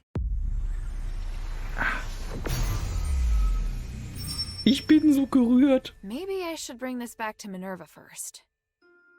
So. Fühlt sich nicht so an, als ob das geholfen hat. Aber mal schauen. So. Wo ist Vulcan? Da ist Vulcan. So. Hey, sweetie, what's up? Gut. Oh, wir können das sogar direkt aufwerten. Das ist ja schick. Machen wir das doch direkt. So, Orichalcum Slabs brauchen wir. Okay. Thank you. So, mal gucken, wie viel wir da kaufen können bei dem. Glistening Deeps. Physicoi, da.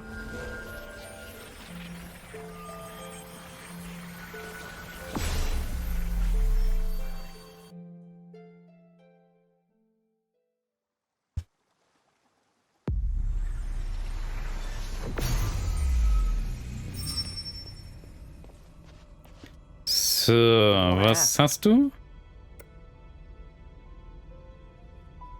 Ah, er hat gar keinen Orichalcum Slab. Ist aber doof. Okay, dann gucken wir mal bei, wie auch immer der komische Typ heißt, im Lager dann nochmal. Und ansonsten verbrauchen wir die ganzen, das ganze Geld mal, weil bevor wir dann wieder sterben, was garantiert wieder gut passieren wird, weil der Schwierigkeitsgrad sieht schon so ein bisschen an. So, da hinten ist er. Maybe I should bring this back to Minerva first. How can this humble servant be of service, friend? Da, Orichalcum Slab. Eine bekommen wir, immerhin.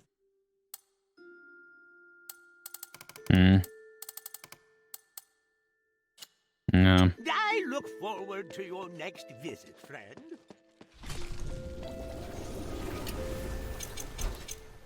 So, wieder dahin zurück.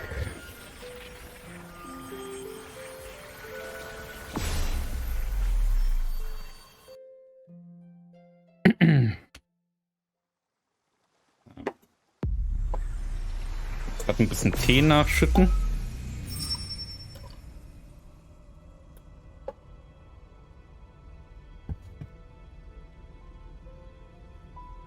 So. What do you want to ask?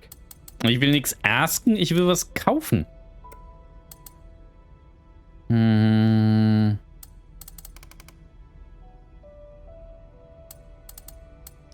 Ja, machen wir das mal. The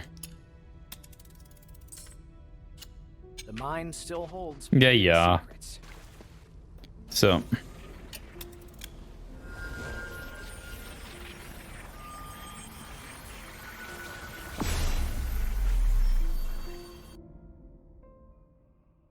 So, es gibt auch noch diese eine Quest, die ich noch abgeben kann mit der Marissa, mit den Eltern, die wir jetzt gefunden haben. Wo war die? Maybe I should bring this back to Minerva first. Wo war die Marissa? Ist das hier in meinem Journal irgendwo drin?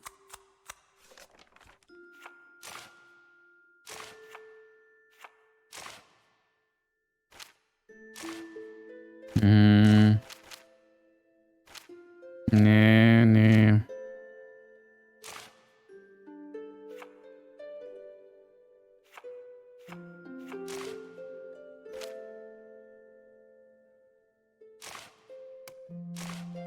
Wo war die?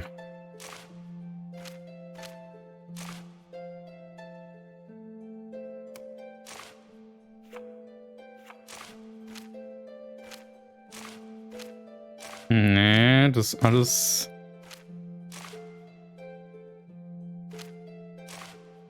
Nee, das ist alles nix. Marissa, das war Stella Mine. Requested help since her parents were lost in the mine. Perhaps the people in the pit village will have some information. Ja, aber wo war die?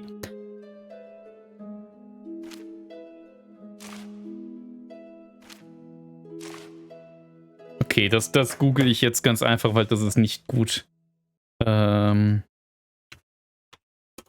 Na. So.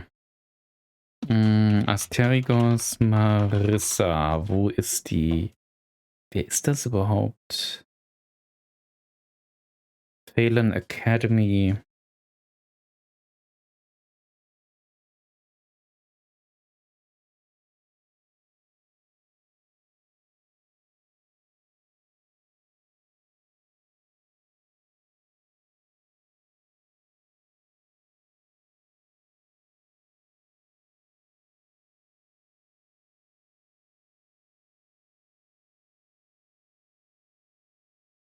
Wer war das?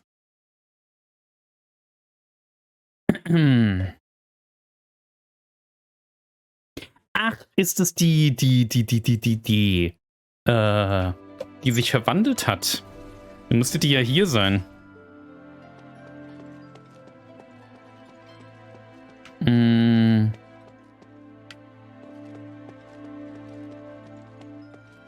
Da. Ist sie das tatsächlich? Ist das Marissa? Have you just returned Yeah. from the deeps? Is there any news? Unfortunately, they'd already gone by the time I got there. No! I've been telling them to stop and to not leave me behind anymore. But now... What can I do? There's no one I can depend on.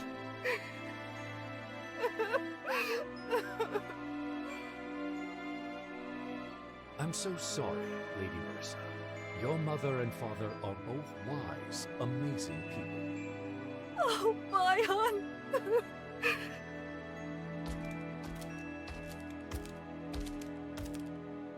Don't be sad, Lady Marissa. The mistress and the adherents are all behind you. And what about you, Bion? Can I rely on you? I'm an adherent too, so naturally I will help those in need.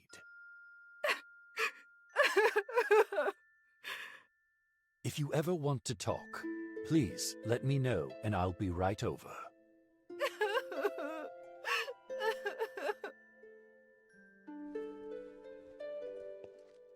What do you think? Marissa, I think your parents left this for you. A gift? Oh, by the gods. I did ask them for a souvenir once. But it was just an excuse so they could leave without worry. I knew they would face danger. Sorry to hear that. I always asked them to stop, to not leave me behind anymore. But now...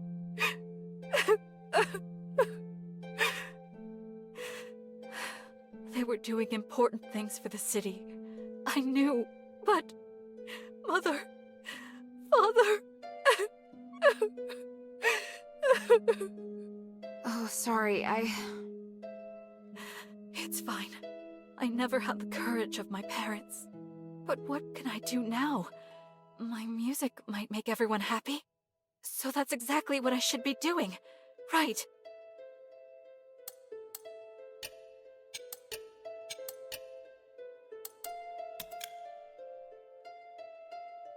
He's so nice. Also, ich musste jetzt einfach mal nachforschen, weil da läuft ja irgendwas, oder?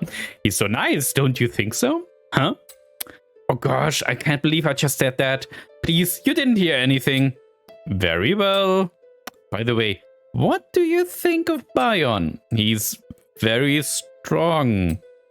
Oh, is that all? Nothing else? Well, you're just a kid after all. Are you trying to say something? Nothing. Hm? Hervorragend. Hervorragend. Nee. So. Come to chat when you have time. Gut.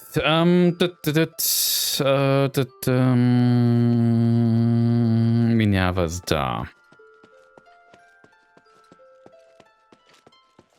What can I do for you? Ich hätte gern ein bisschen Heiltränke. So.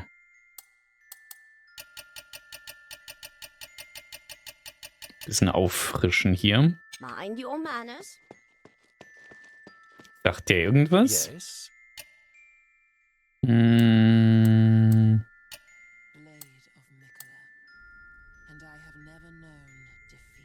Und guten Abend, Geisterfuchs. Willkommen im Samstag, willkommen im Wochenende, willkommen bei Asterigos. Ich glaube, Moment, ich muss mal hier gerade was...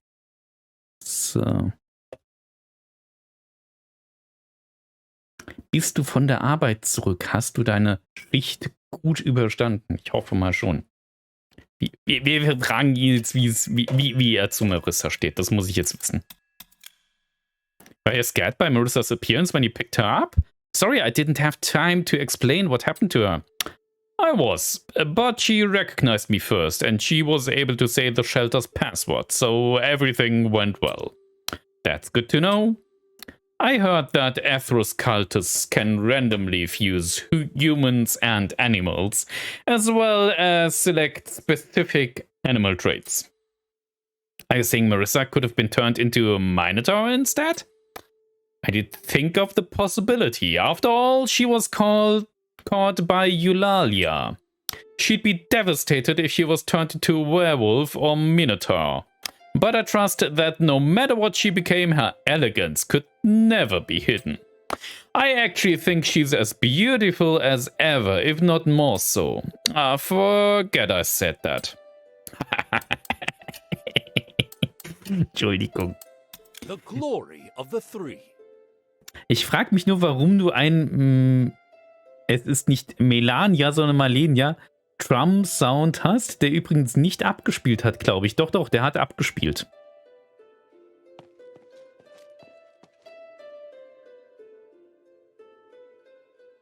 Wieso Drum?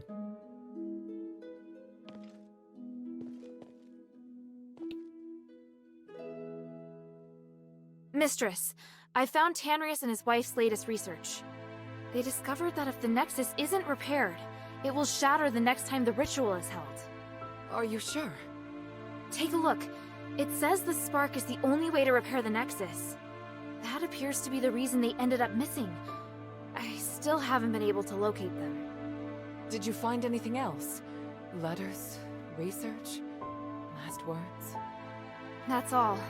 But I did secure the spark that Tanrius was looking for. Look! Incredible! I didn't know starite as pure as this existed in the world. In the deepest part of the Glittering Deeps is a colossal creature known as the Titan. The spark can be found on its body.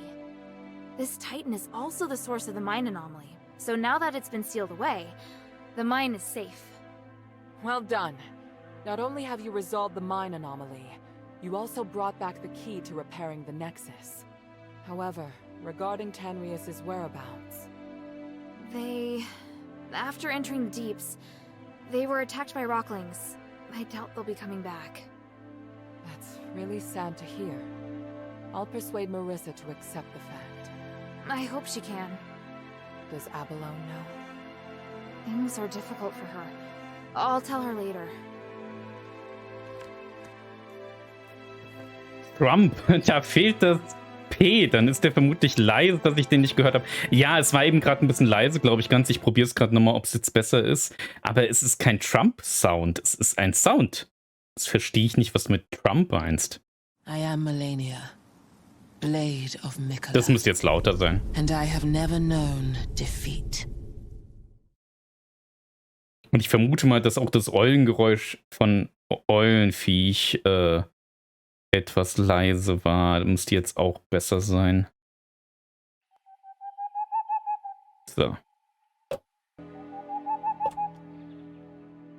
Ja, war etwas leise, ja. Könnt ihr ruhig etwas sagen? Bei mir war es erstmal nicht aufgefallen.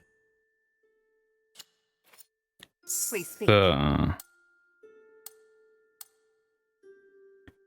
Melania Trump ist doch... Ach. Es ist Malenia aus Elden Ring, Geisterfuchs.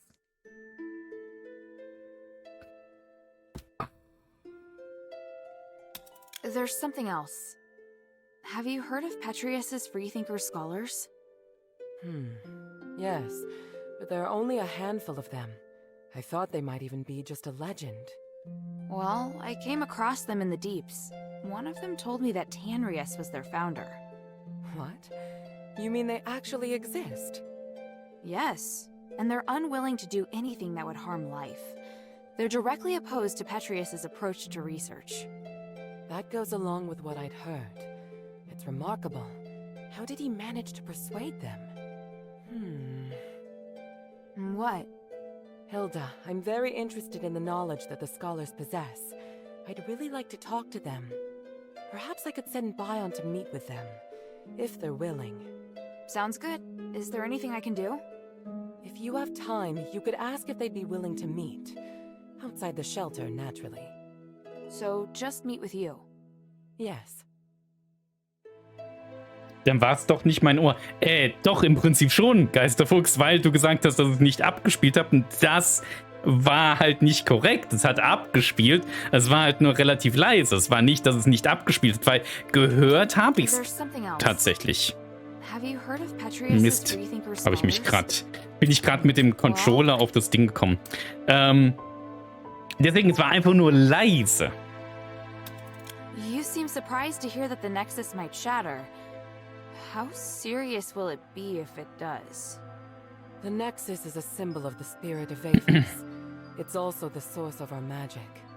You could say that all of Avis's glorious achievements are founded on the research and application of the Nexus. Without it, there'd have been no progress. Our lives could have turned out even more primitive and barbaric than those in Anbari. To lift the curse, we must run the risk of shattering the Nexus. But if the curse isn't lifted, then Aphis is doomed. But please, keep this between us. If the other factions knew, they would never allow it. So, I must carefully consider the consequences. Tanrius did leave us a way to repair the Nexus. Is something else worrying you? I just hope everything goes smoothly. Es geht ja darum, ob ich es höre, und wenn das Spiel lauter als der Sound ist, dann ist halt zu leise. Ja, aber es war hörbar und ihr habt dieselbe Lautstärke wie ich und ich habe es halt auch gehört. Aber eben gerade hat man es doch gehört, oder? Also das war tatsächlich hörbar eben gerade, oder? Also das müsste jetzt lauter sein. I am Melania, Blade of Mikola, and I have never known defeat. So. There's one more thing. Minerva, I saw Father. I see. Are you all right? Aren't you worried I might go after him? I am. But you chose to come back and tell me. That shows me you're not planning to betray our agreement. And for that, I am grateful. As my commander, he ordered me back to Anbari. He says a soldier shouldn't be doing what I'm doing. I don't know what I should do. I want to stay here, of course. But if I stay too long, I'd be disobeying an order. If I wait until this is over, I could be severely punished. You've had plenty of opportunities to return, and I haven't stopped you. So, why are you still here? Because if I leave Aphis like this, I know I'll regret it. And why not be a hero? Not everyone has the chance to stand on such a glorious stage. However, I understand that you're struggling. There are times when I question myself, too. We all face choices. The important thing is that we don't have any regrets. Thank you. Hilda? Man hat jemanden reden gehört, aber nicht verstanden, denn du und das Spiel sind lauter. Nachdem du es lauter gestellt hast, habe ich es auch gehört. Vorher nein. Ich sag ja, bin ich alleine. Ja, ändert aber nichts dran, dass ihr taub seid, anscheinend. So. Also, wir haben jetzt zwei Möglichkeiten. Wir werden noch mal kurz zurückgehen, aber ihr könnt schon mal abstimmen. Das hier haben wir gemacht, die Glittering Deeps. Wir haben jetzt, wir haben drei Möglichkeiten. Wir können die Sunken Outskirts. Ich mache eine Abstimmung. Wenn ihr nicht abstimmen könnt, weil das nicht angezeigt wird, einfach in den Chat schreiben.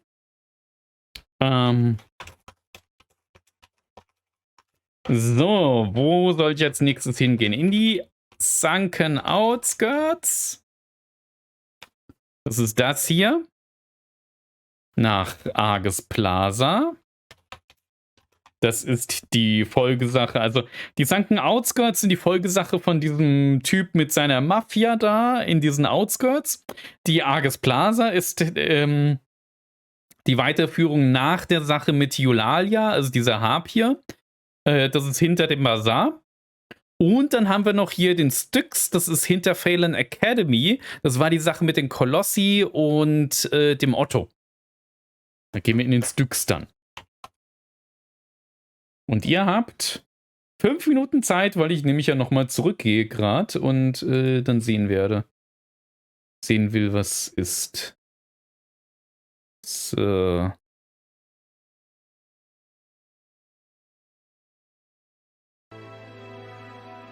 Was willst du am wenigsten machen? Mir ist es vollkommen egal. So.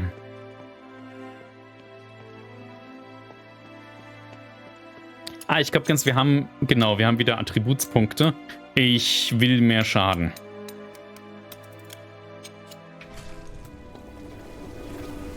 So. Gehen jetzt nochmal hier hin.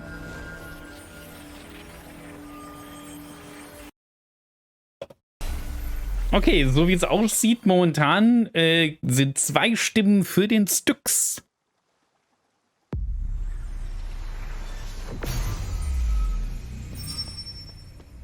Something you wish to tell me, child? Yes. Like I said, I am here on behalf of Mistress Minerva to search for Tanrius. But after meeting you, I think the Freethinkers could be extremely important to the future of Aphis. I'd like to ask for your help on the Mistress's behalf. You mean Minerva of House Laurel? I've heard much about her from Tanrius. He said she's a very dedicated leader. She is. She's also extremely interested in your research and would like to meet with you. I'd never considered working with any leaders. To be honest, I don't really trust anyone of high rank. There's an air about them that doesn't sit well with me. I believe Mistress Minerva is different. That's your opinion. Mine could very well differ. How about this? If you and I continue to develop a closer relationship, I'll consider trusting your judgment on this matter. Before that, I just want to carry on with my current research. What is it, child? So. What is it, child? Nein, ich wollte mit Shay reden. So, was haben wir hier?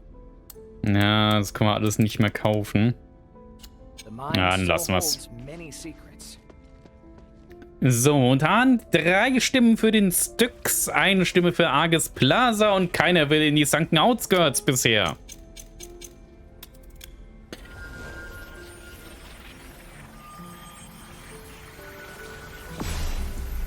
Ich meine, der Styx, ganz ehrlich, der hat natürlich so eine gewisse Anziehungskraft, weil der Styx, den kennt man halt, ne? So, können wir bei ihm hier noch was kaufen? I hear. What? I can't just casually pick up ore. It's more trouble than it's worth. How can this humble servant be of going service, to friend? Styx? Do you have any information? Indeed I do, but of course not for free. Makes sense. How about I trade any future information I collect about Styx with you? Don't worry, I'll give you a good deal. I see. You're getting more and more shrewd. So, what information do you have to share with me about Styx? Very well, I would keep you guessing, but I have to choose the information you give me in exchange. Bring me a map of Styx and then we can talk about a trade. A map? What are you planning in Styx? Don't worry, it will benefit the mistress and it will benefit you. I won't let anyone down. Why do we have so many goods for sale? Where did they come from? That's a trade secret, friend. Apologies. I take it you got them through less than savory means, didn't you? I got these all wholesale, paid in silver and everything. It's just, well, you know, the situation in Aphes is quite chaotic after all, so there are many opportunities.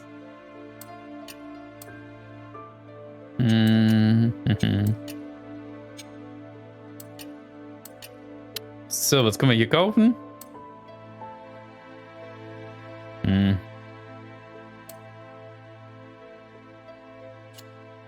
Verkaufen wir noch mal ganz kurz eine Sache.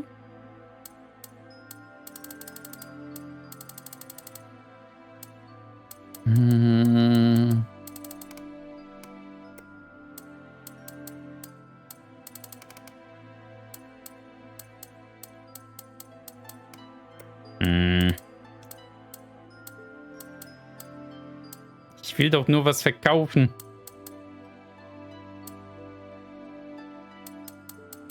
Und zwar etwas, was ich wiederfinde. Ja. 1 geht. So.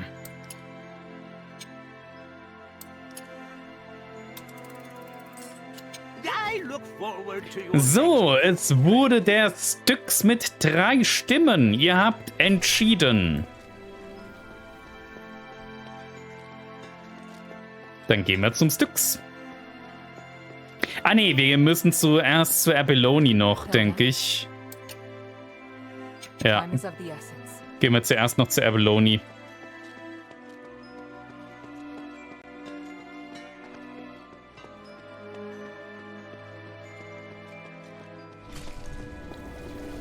So, das war...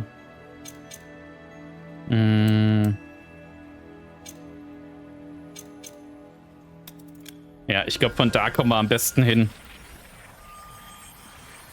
Wir haben ja schon wieder 11.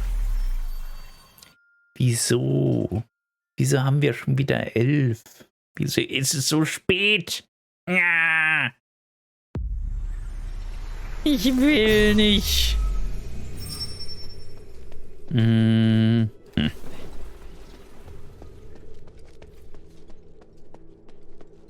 Lauf, Hilda, lauf!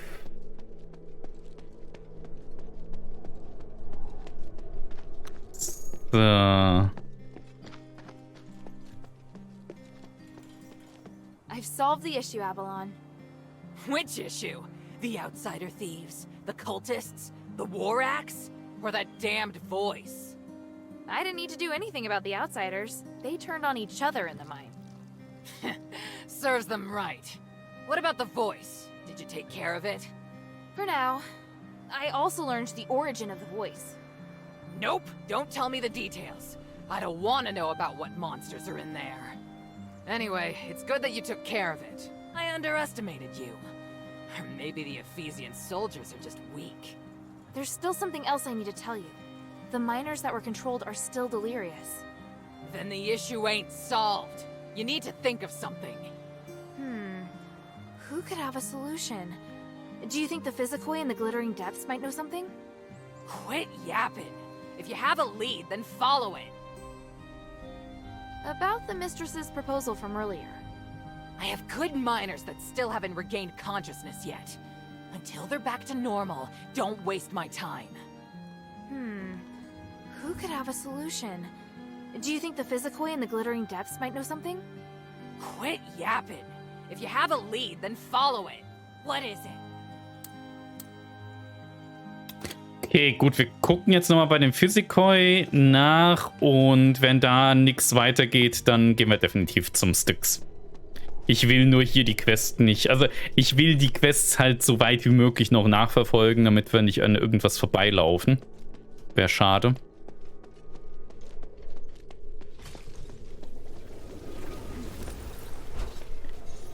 So.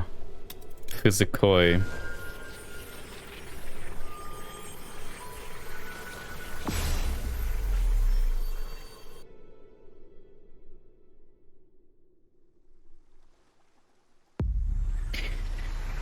So. Da bin ich wieder. Ah, okay. Da ist nix. Gut, dann geht's zum Sticks. Ich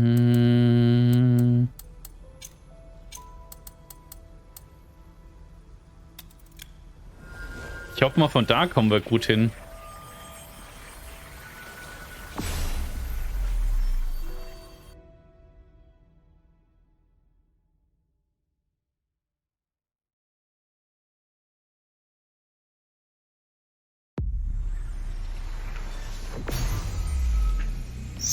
So. Ja, hier sind die Gegner. Einfach mal durchrennen. Ja, oder wir machen den da gerade noch. Nimm das!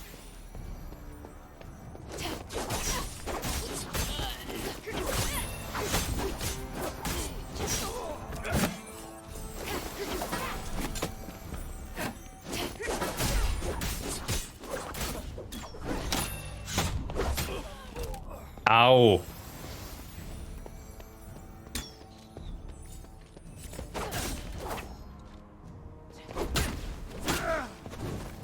So, jetzt aber.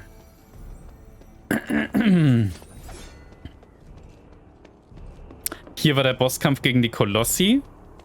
Dann müsste da hinten dran ja eigentlich der Stück sein, ne?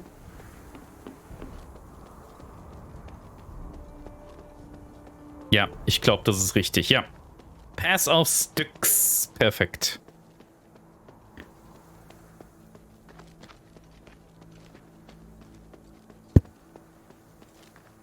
So, liegt hier noch irgendwas Interessantes rum? Sieht nicht so aus. Jo, gehen wir mal da runter.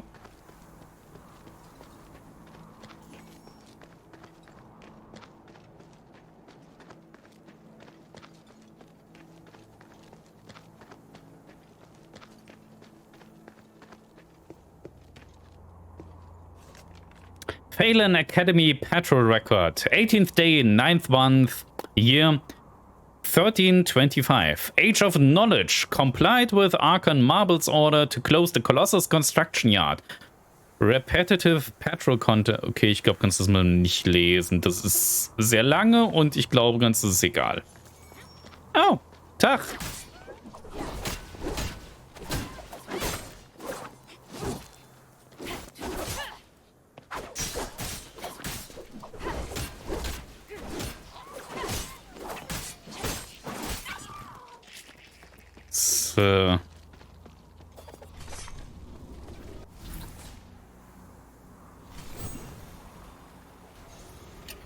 Nein, ich will nicht teleportieren, ich wollte rasten. So. Da ist ein Schatz.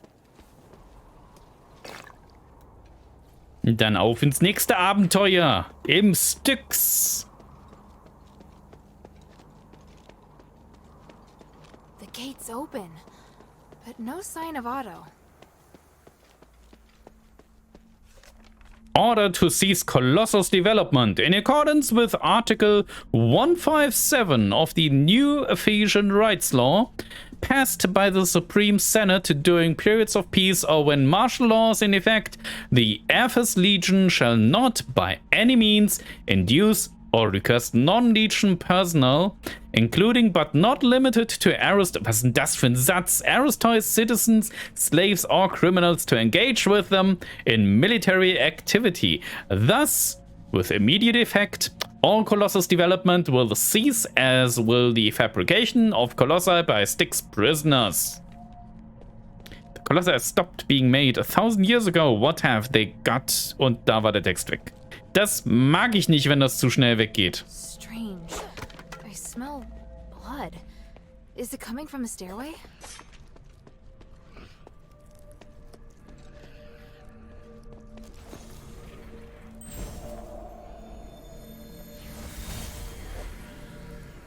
Harold, I've been looking for you. What the hell are you doing? What happened in Styx? I could ask you the same thing, Humanities. What's with the monster that refuses to die? You didn't tell me about that. That's not my fault. I told you not to touch anything, and to be careful with those magical traps. Your reckless actions attracted the guard. Those are my men risking their lives for you. My necklace can keep you hidden. I have no idea how your men got caught. I was right to come and check on you. Granted, you completed the mission, but just barely. I obviously overestimated your intelligence.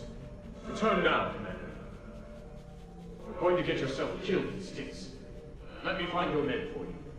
You better keep them safe, humanities. Without us, you won't be able to complete your ritual. All right, all right.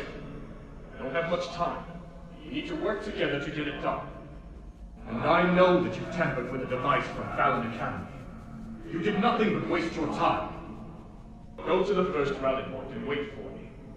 I'll go find the others. The Trinity Night is almost upon us.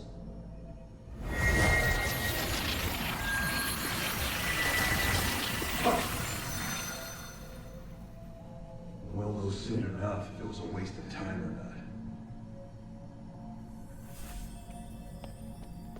not. Okay, dann gucken wir mal.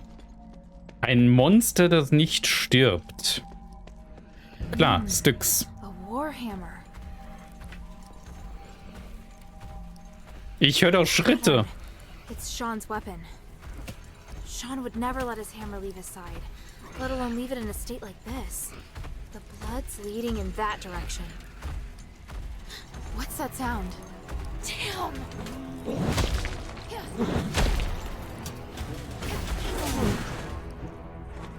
Au.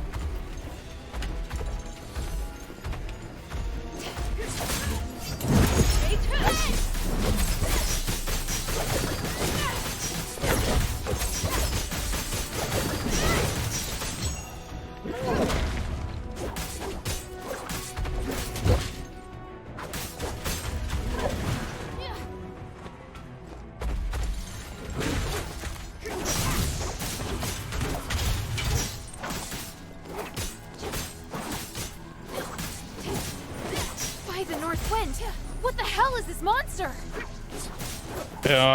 Okay.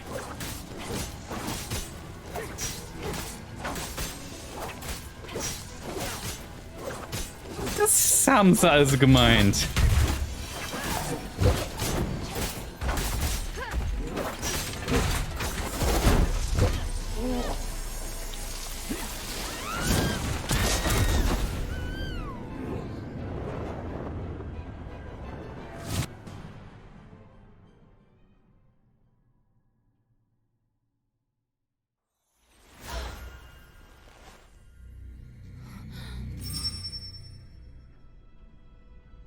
Das ist nicht passiert.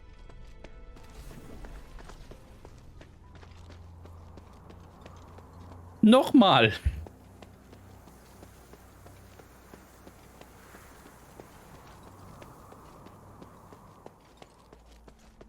Vielleicht können wir den gar nicht besiegen.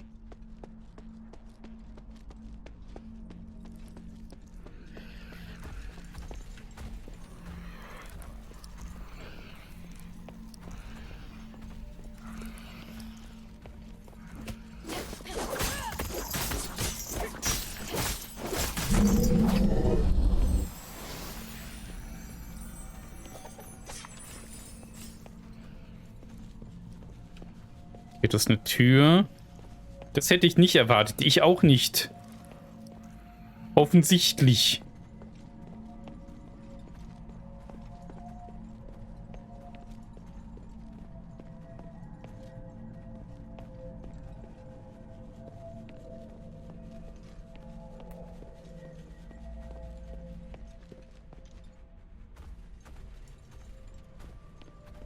Okay, ich höre den auf der linken Seite. Gehen wir mal rechts lang.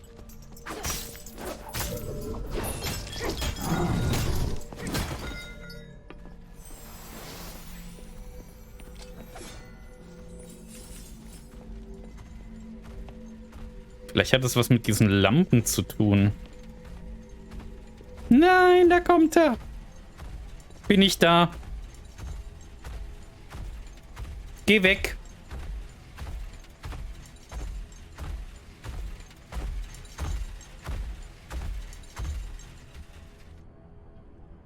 Geh weg. Weg.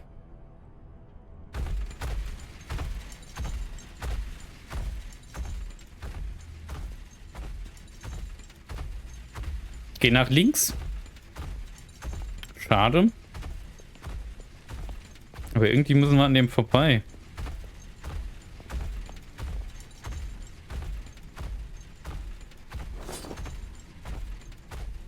Kann ich die Dinger vielleicht... Nee.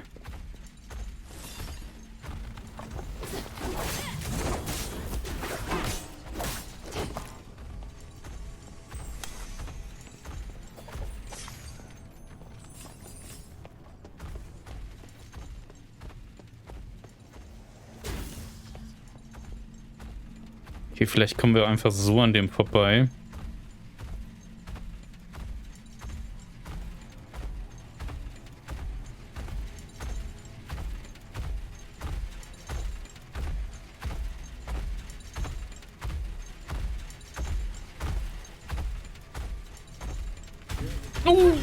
Oh, der hat mich gesehen.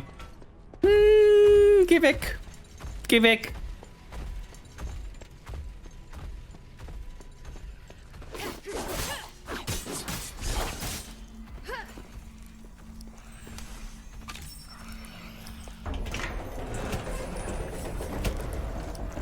Ich will da durch.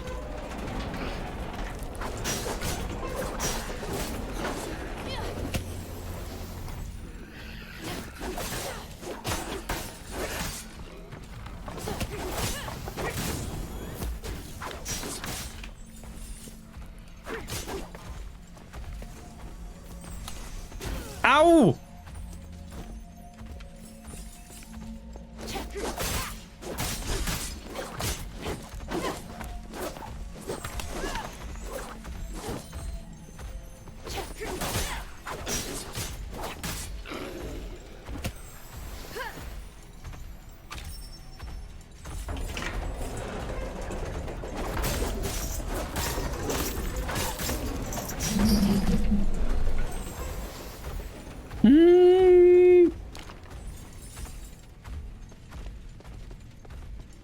Kann ich das aufmachen?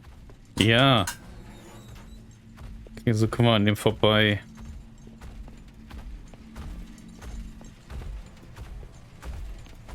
Okay.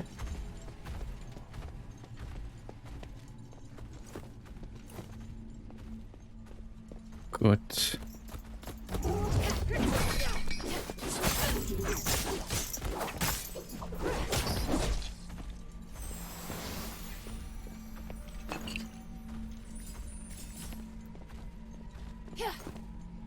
Torture floor.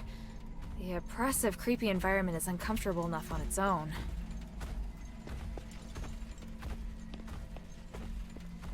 Ist er weg?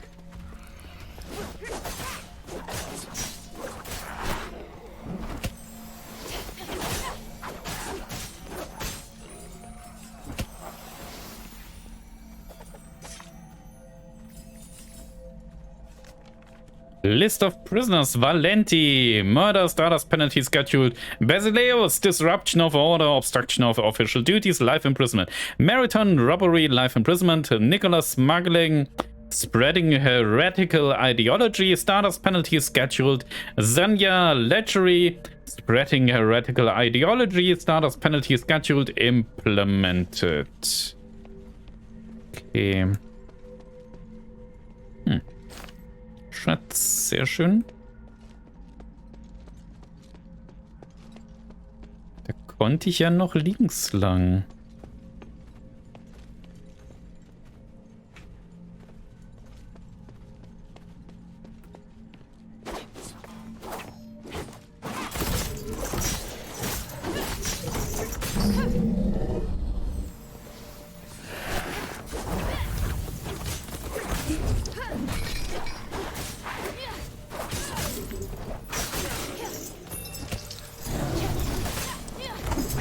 Da ist ein Magier!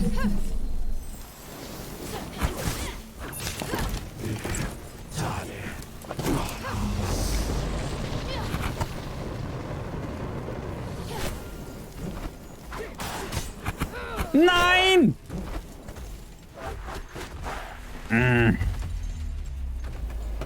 Mist, Magier. Ah. Das Feuer war eklig. Das war ziemlich eklig. Ach ja. Und auf ein neues. 11:15. Wieso?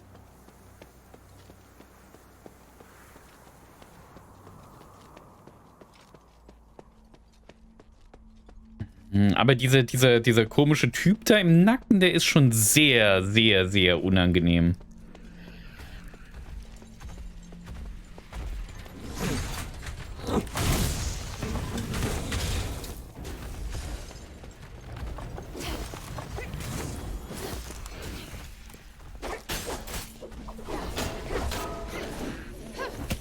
Moment, da war noch so ein...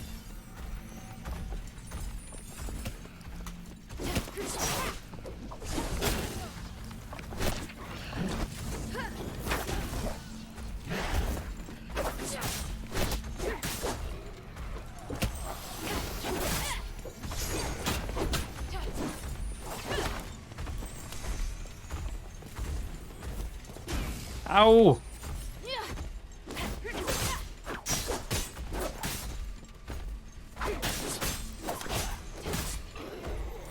Okay, mal gucken.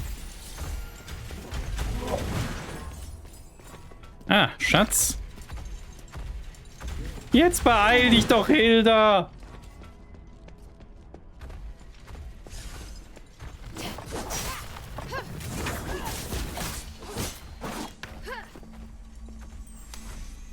Ach, verdammt, da hätten wir da zuerst reingemusst. Ah, da ist wieder so ein Hund.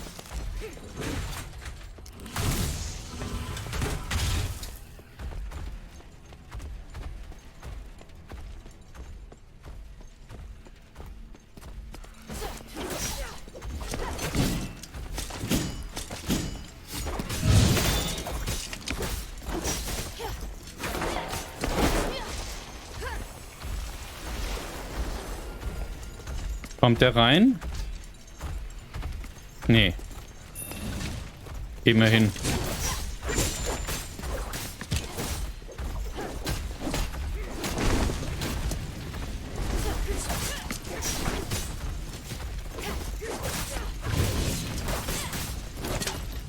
Oh, Feuer, Feuer, Feuer.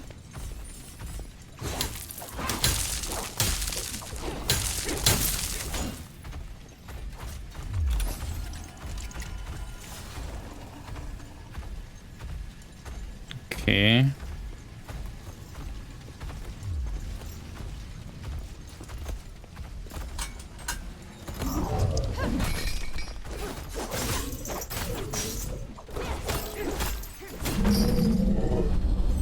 Hier ist hier sonst nichts drin. Hm.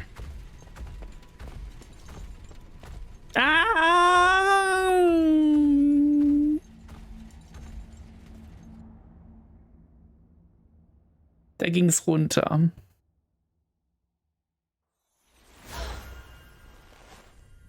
Ich dachte noch in dem Moment, als ich rausgetreten bin, ist da kein Boden? Ja, war keiner. Ach ja. Man hat's nicht leicht, aber leicht hat's einen.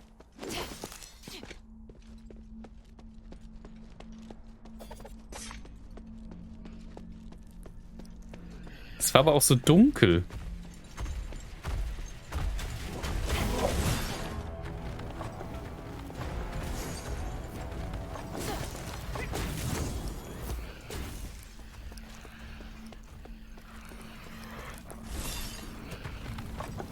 Nee, lauf, lauf.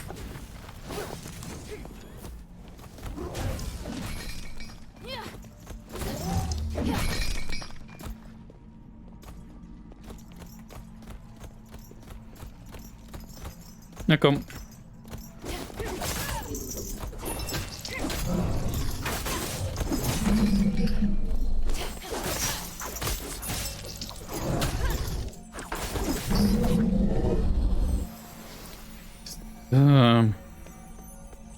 Jetzt gucken wir mal, ob wir es da hinten schaffen.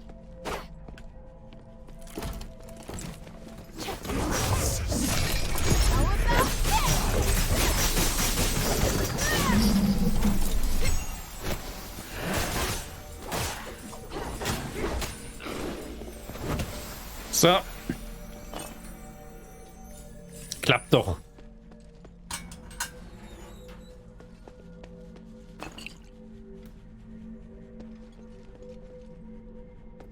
So, ist hier sonst irgendwo check. Judging by the amount of blood, it looks like this place was used to torture someone. Or maybe some dreadful experiment was conducted here. Das sieht nach nicht besonders bequemen Stühlen aus. My poor brother. I can't recognize who you are. But may the wind take your soul. I wonder if Otto came across this gory scene too.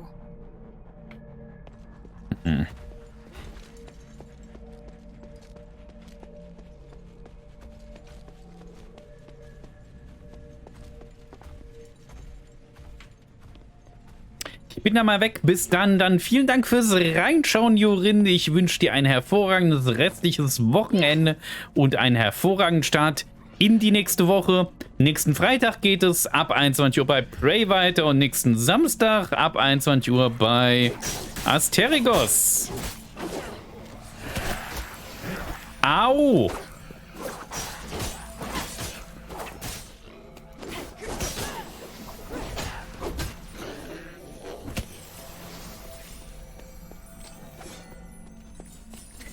So. Dann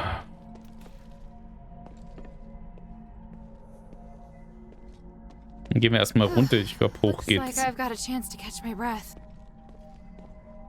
Ich habe hier für das Monster anscheinend was.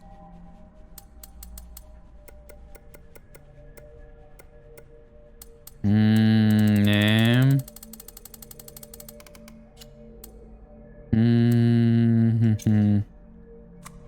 Ah, wahrscheinlich hier.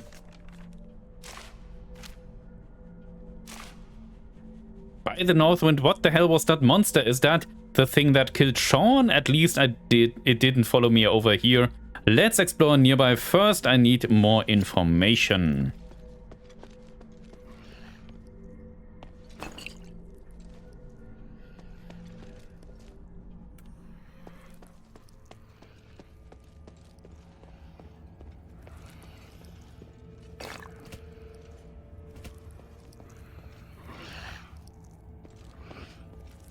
Okay, muss ich hier lang oder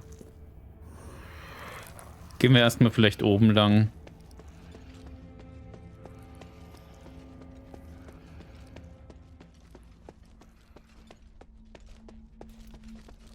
So, kleinen Moment, ich will mal gerade was nachgucken. So.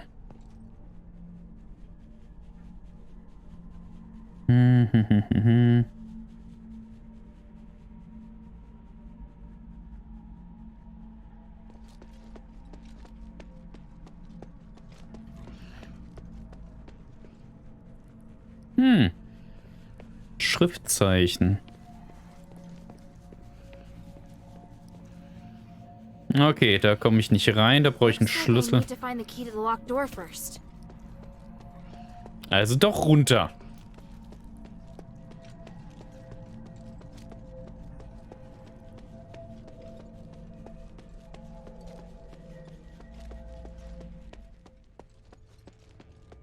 Und wir laufen und jetzt vermöbeln wir.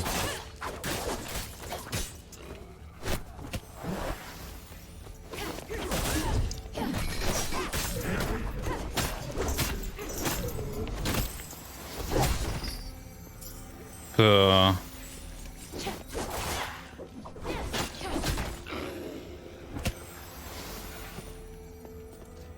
Ah, wieder so einer.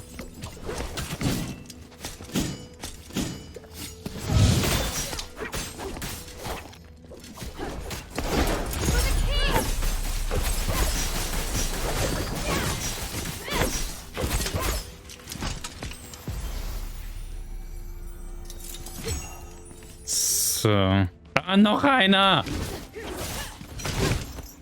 Nein!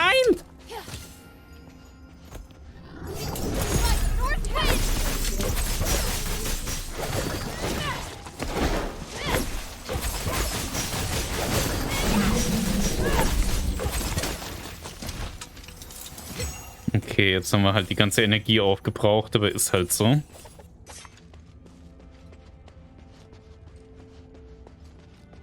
Da hinten ist noch einer. Und, zwei.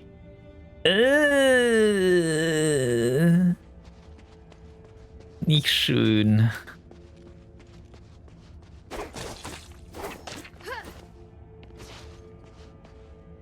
Hunde.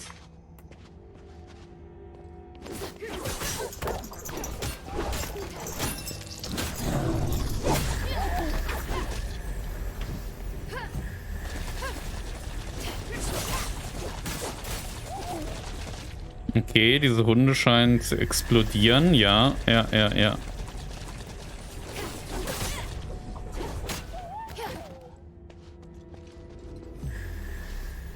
Komische Hunde.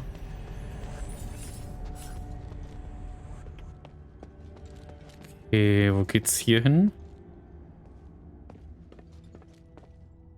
Voidlieb.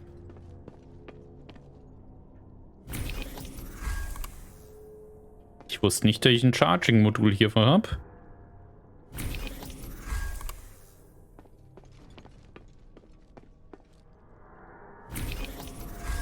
Okay. It's activated. Wonder where it goes.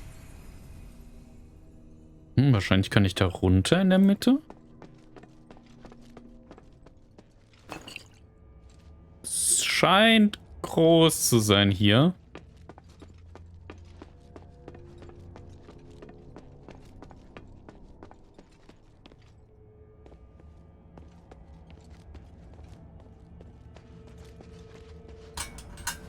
Ja, Tag.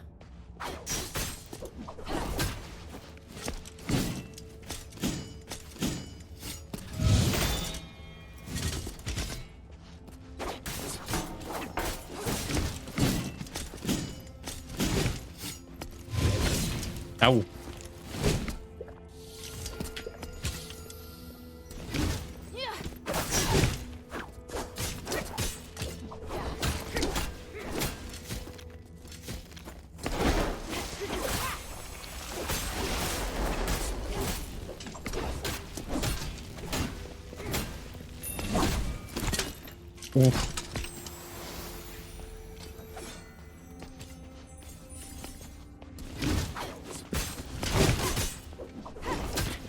Die haben so viele Hitpoints.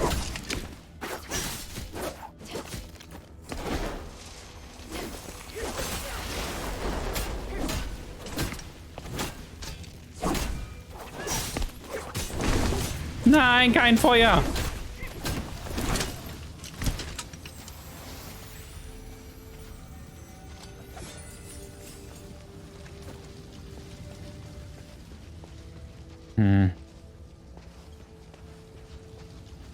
Okay. Da ist wieder so ein Hund. Ah, nee, das ist kein Hund, das ist so einer.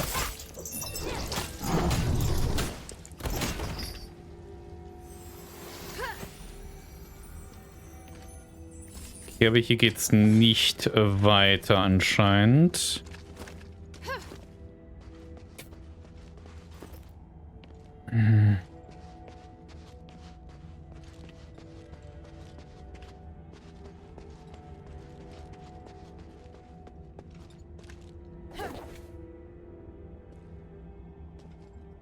Ach, wie schön, so komisches Zeug. Das ist auch in Final Fantasy 14 in meinem Lieblingsdungeon. 1000 Moors auf Totorak. So ein Scheiß.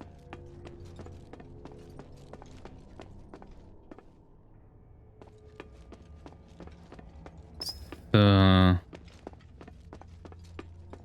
wir hier noch irgendwas übersehen, wenn wir da jetzt dann runtergehen? Ich hoffe zumindest, dass wir da runter können.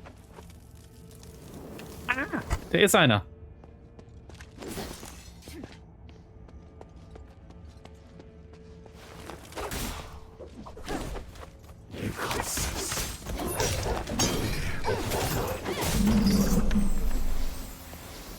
Ah, Hunde.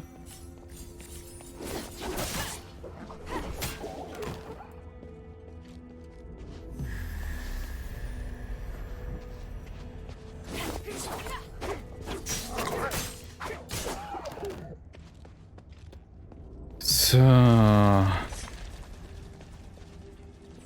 Wäre hier noch irgendwas Spannendes? Nee. Hier verlaufe ich mich doch garantiert. Ich kenne das doch. Oh, noch mehr Hunde. Nee, keine Hunde.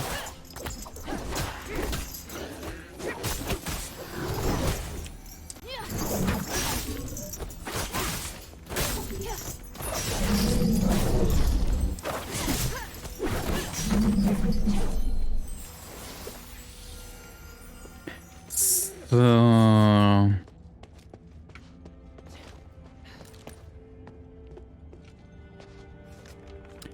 Atheros Mutants Records 1 and 2. Atheros Mutants Record 1. 31st day, 5th month, genau. Year 1290, Age of Knowledge. Today, in a secret cell in Styx, I finally witnessed these mutant creatures that in a previous record I'd named the Atheros Mutants. Never before have I seen anything that so defies description. Their structure and characteristics are well beyond the understanding of normal people, and their flesh does not deteriorate with the passage of time. They have been in the cell for several hundred years. Back then, Atheros himself really believed that they had created these things in pursuit of the truth of the gods. What I have seen today has got me thinking again, and it has made me rediscover my own shortcomings. It looks like I'm going to need to do a lot more research. At this point, our understanding of the application of Starlight is woefully superficial. Atheros Mutants Record 2, 31st day, 5th month, year 300, Age of Knowledge. Today, I reopened research into the Atheros Mutants with Irenaeus and Hypatia, and analyze the magic seal they carry, which are called the Seal of Burning. It is a method Styx uses to control the mutants. If they become uncontrollable, they will feel a burning pain. Just as I had expected, Hypatia heartfelt admiration for the mutants shows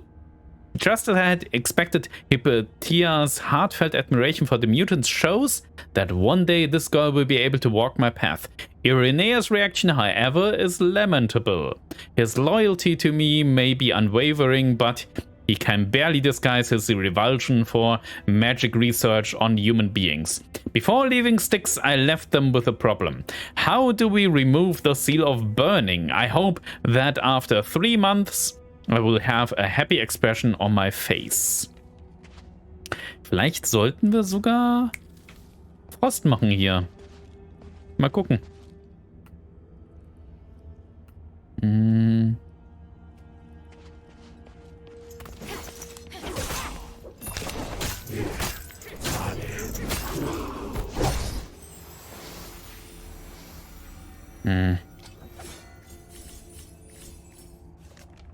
Ancient Research Assistant Notes. Ever since Lady Hypatia created that red starlight, she's been itching to experiment. By the gods, that heart-rending cry is a sound no creature could make. Mutant 6 has unexpectedly grown horns. It was already like a monster to start with, but now it's like nothing I've ever seen before. Lady Hypatia wants me to believe in her. She says her research will glorify the gods. I really don't know what to do for the best. The fur of the legendary canine Pallas, the spine of the Hydra, the nascent antlers of great-horned white stag. I've never thought of such a combination. Lady Hypatia's brilliance is truly astounding. I didn't even think of the connection between the Chimera and the legendary Asterigos until now. But she discovered it before us all. She's destined to surpass Lord Patrius. Lady Hypatia did it! The Asterigos is the most beautiful creature I've ever seen. As beautiful, dignified, and powerful as the Tree of Stars fresco. Praise the gods that Lady Hypatia could turn that twisted monster into such a stunning creature. It's truly a miracle. Was ist denn da hinten dran? Ist das?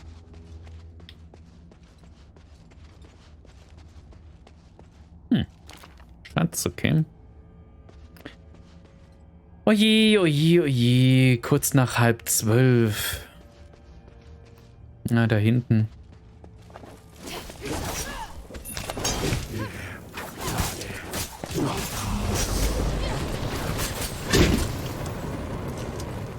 Nein!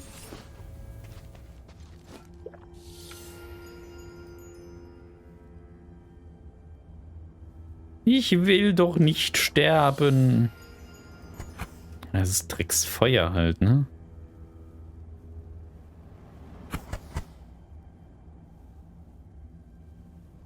Was mache ich denn da jetzt? Warten, bis es weg ist?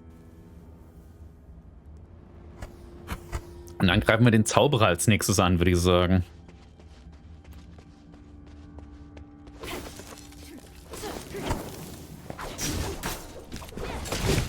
Au!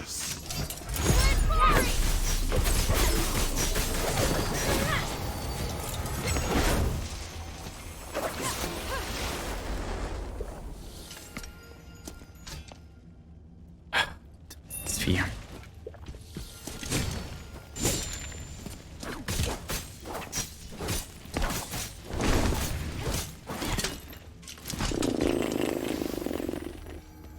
Gott!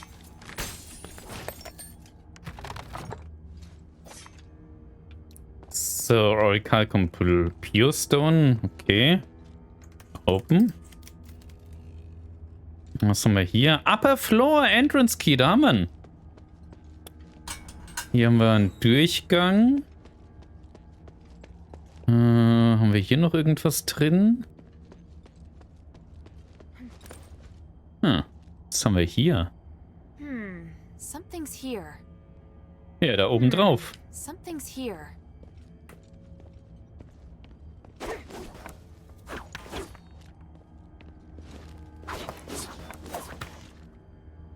Na, da brauchen wir irgendwie so einen Schlüssel oder sowas.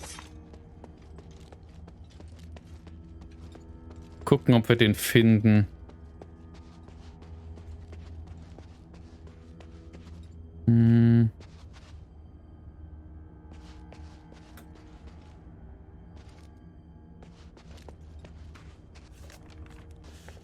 Ja, von da kommen wir.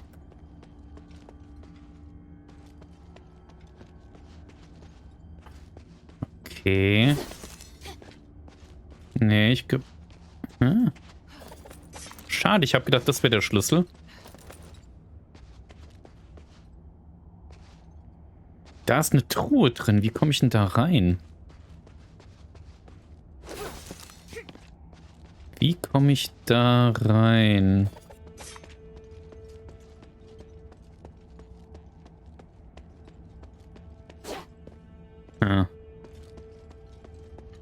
Okay, vielleicht müssen wir auch erstmal weiter. Ich hoffe, ich kann mir das merken. Mal gucken, wo das hier hinführt.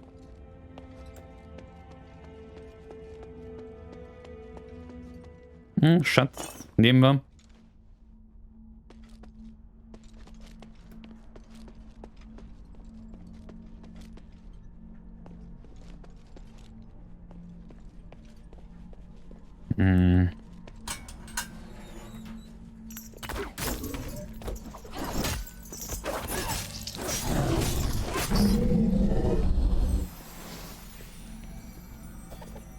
Okay, aber hier ist doch wieder dieser komische Typ, oder?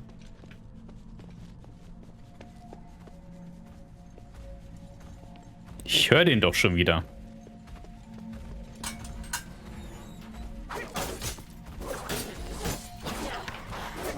Okay, das sind also tatsächlich alles einfach Mutanten hier.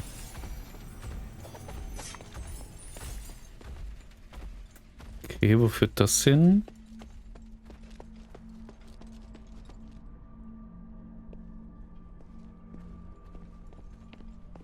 Ach, jetzt sind wir wieder am Anfang.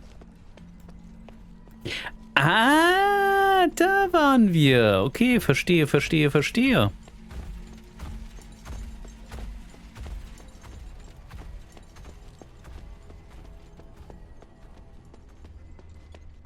Okay. Ich wüsste aber zu gerne, wo da dieser Schlüssel ist für diese Statue.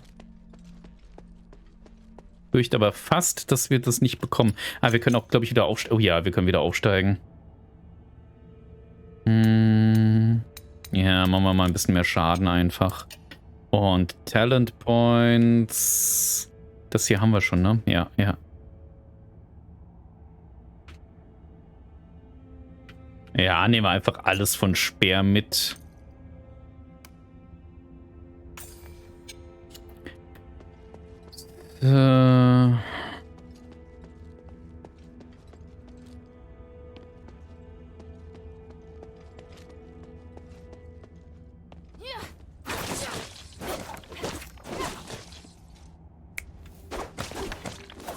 Ja, wahrscheinlich bringt das nichts.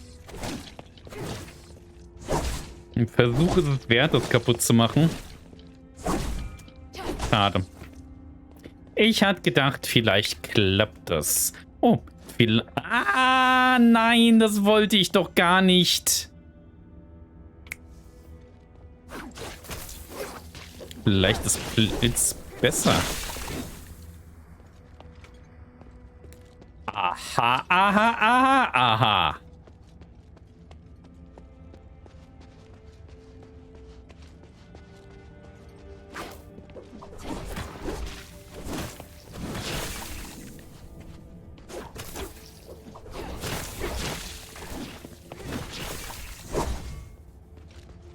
So.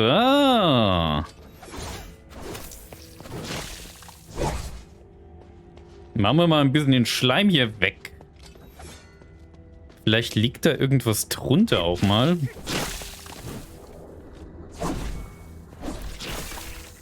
Zum Beispiel hier. Hahaha.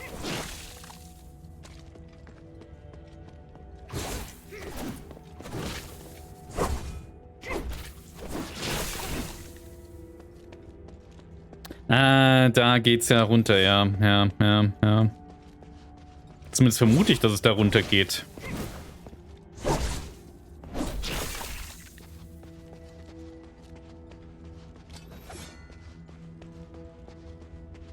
Hm.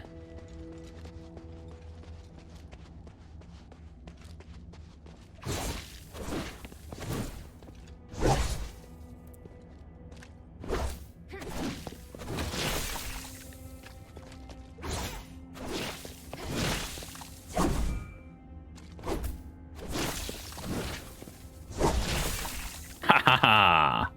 Schätze.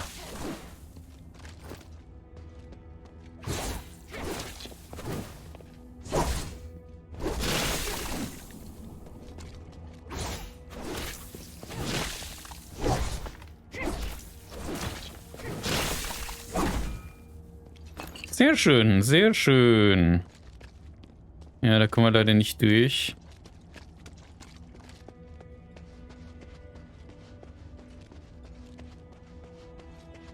Ist auch was. Ja, da ist so ein.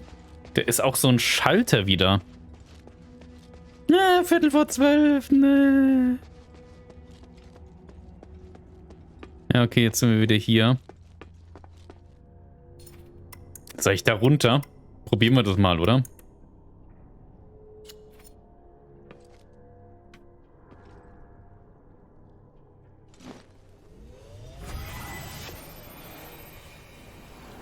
Wobei, wahrscheinlich hätte ich zuerst hochgesollt mit dem Schlüssel.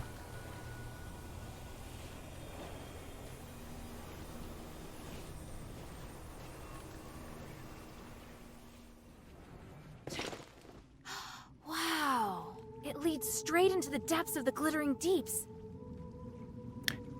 Ach, hier waren wir. Ja. Ich erinnere mich. Hier sind die Glittering Deeps. Tatsache. Spannend. Ah, und weil ich das hier eingesetzt habe, geht das dann. Okay, spannend.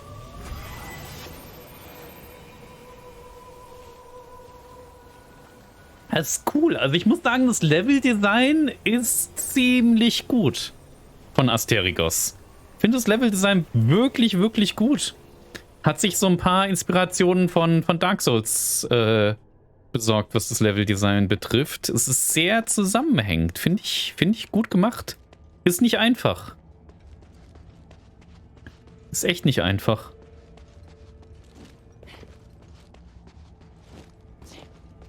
So, jetzt müssen wir da... Ah, hier ist noch...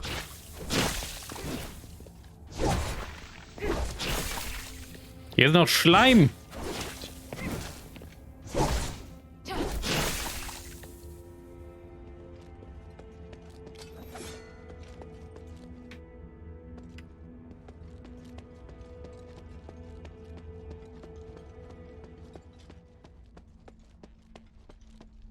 So, ich glaube, hier oben war das doch.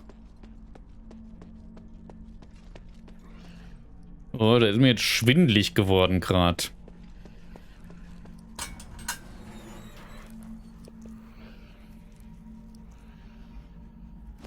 Nein! Ah.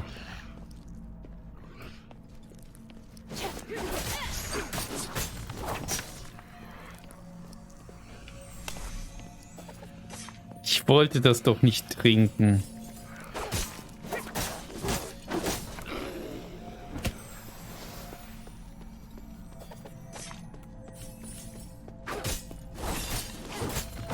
So.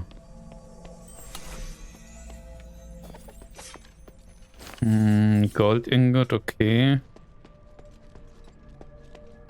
Purgatory.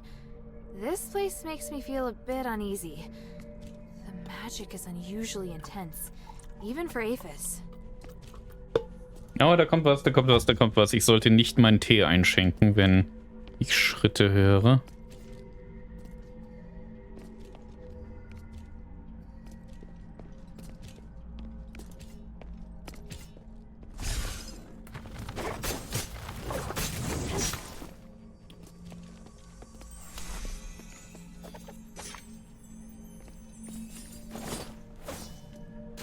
Komm.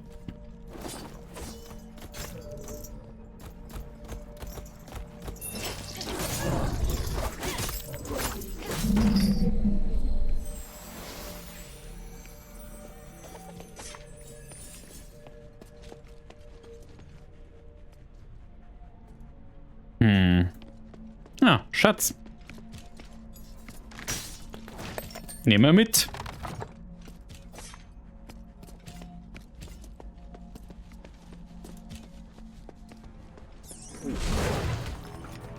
Oh nein. Blöder Kerl.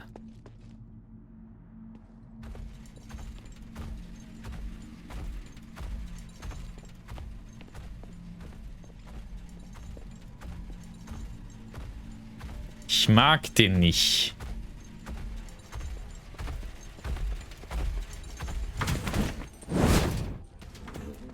Und tschüss.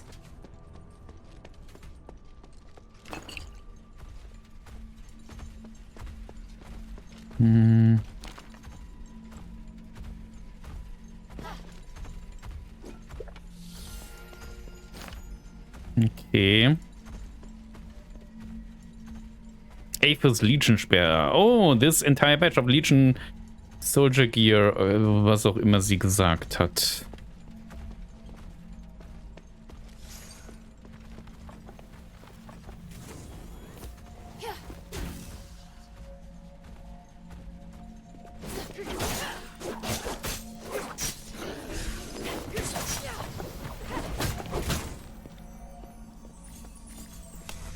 Okay.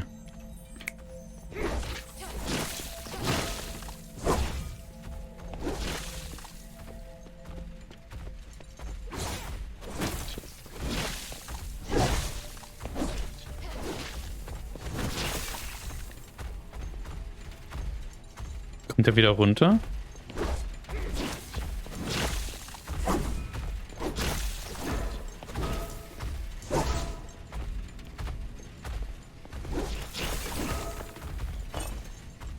Wir räumen jetzt mal hier ein bisschen auf. Der ist ja jetzt anscheinend da oben erstmal. Machen wir hier ein bisschen sauber. Ja, das ist hier unten da, wo wir waren.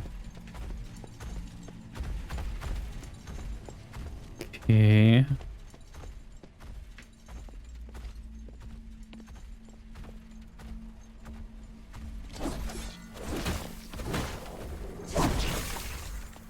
Einfach mal alles weg hier.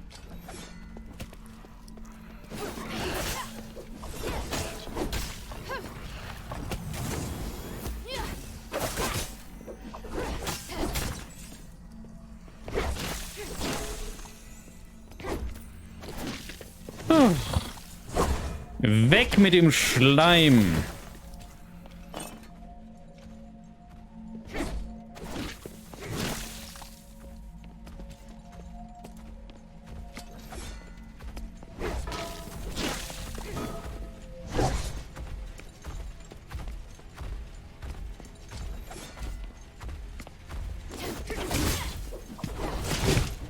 Au.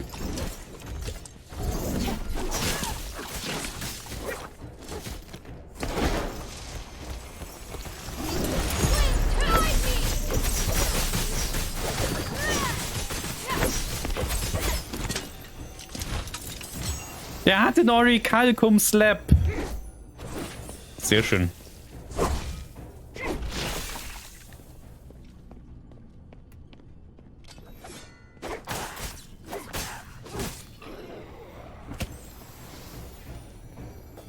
So, hier war das, wo ich runtergefallen bin.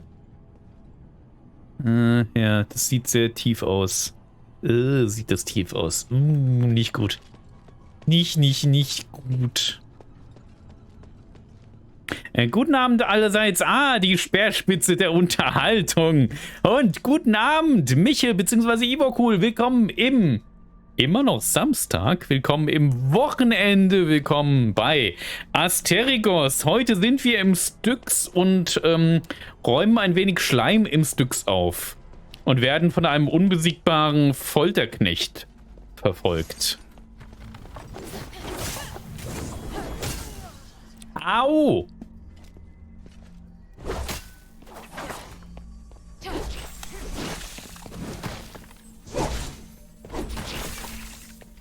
So, kann ich da irgendwas rausnehmen? Nee, kann ich nicht. Schade.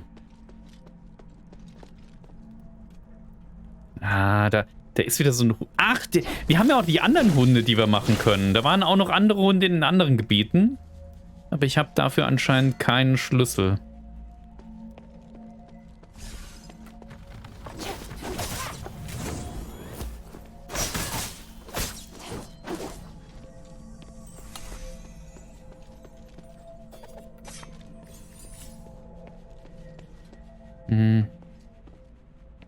Was haben wir da unten? Da waren wir doch schon, ne? Ja, da sind wir hergekommen. Hervorragend. Hervorragend. Ja, okay, das Problem ist halt natürlich, dass der Folterknecht da jetzt dann da oben ist. Ja, heilen wir mal lieber. Sicherheitshalber.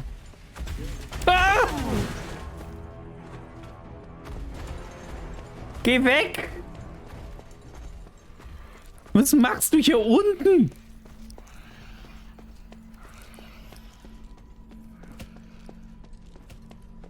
Schockschwere Not. Kommt er einfach um die Ecke? Okay, haben wir hier sonst noch irgendwas drin gehabt? Hier ist er hochgesprungen, der Kerl. Gut. Wo soll er sonst rumkommen? Der soll hier gar nirgendwo rumkommen. Der ist ein Stockwerk drüber, weil er hochgesprungen ist, der Kerl. Das war unfair. So, ich will aber jetzt wissen... die Speerspitze. Standard Issue Aphis Legion Spear. This Standard Issue Aphis Legion Spear was kept in sticks from its label. It was handed over in year 1455 of the Age of Knowledge along with other pieces of equipment. Okay. Können wir damit den Speer verbessern? Vielleicht. Irgendwann. Boah, habe ich mich eben erschreckt. Ist euch nicht aufgefallen, ne, dass ich mich erschreckt habe? Hat man nicht gemerkt. Glücklicherweise.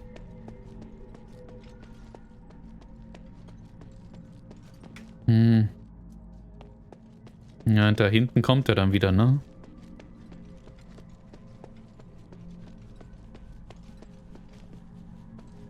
Wer ist das?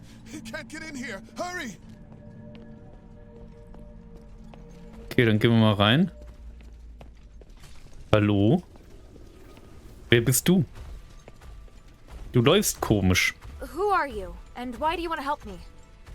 Let's go in and talk. There's someone inside I think you'll want to see. Someone I'll want to see? Also wir binden uns erstmal hier an das Ding dran. Und rasten, würde ich sagen. Gott, Schock!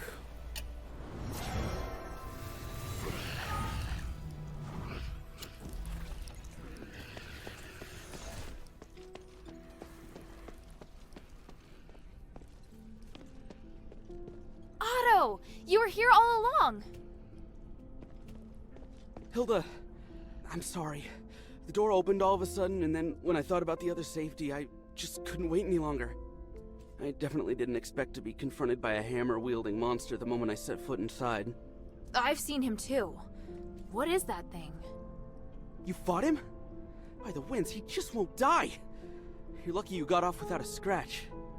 Anyway, it attacked and I just charged in. It was this man who came to my rescue. This is a cage. It's not within the Black Warden's jurisdiction.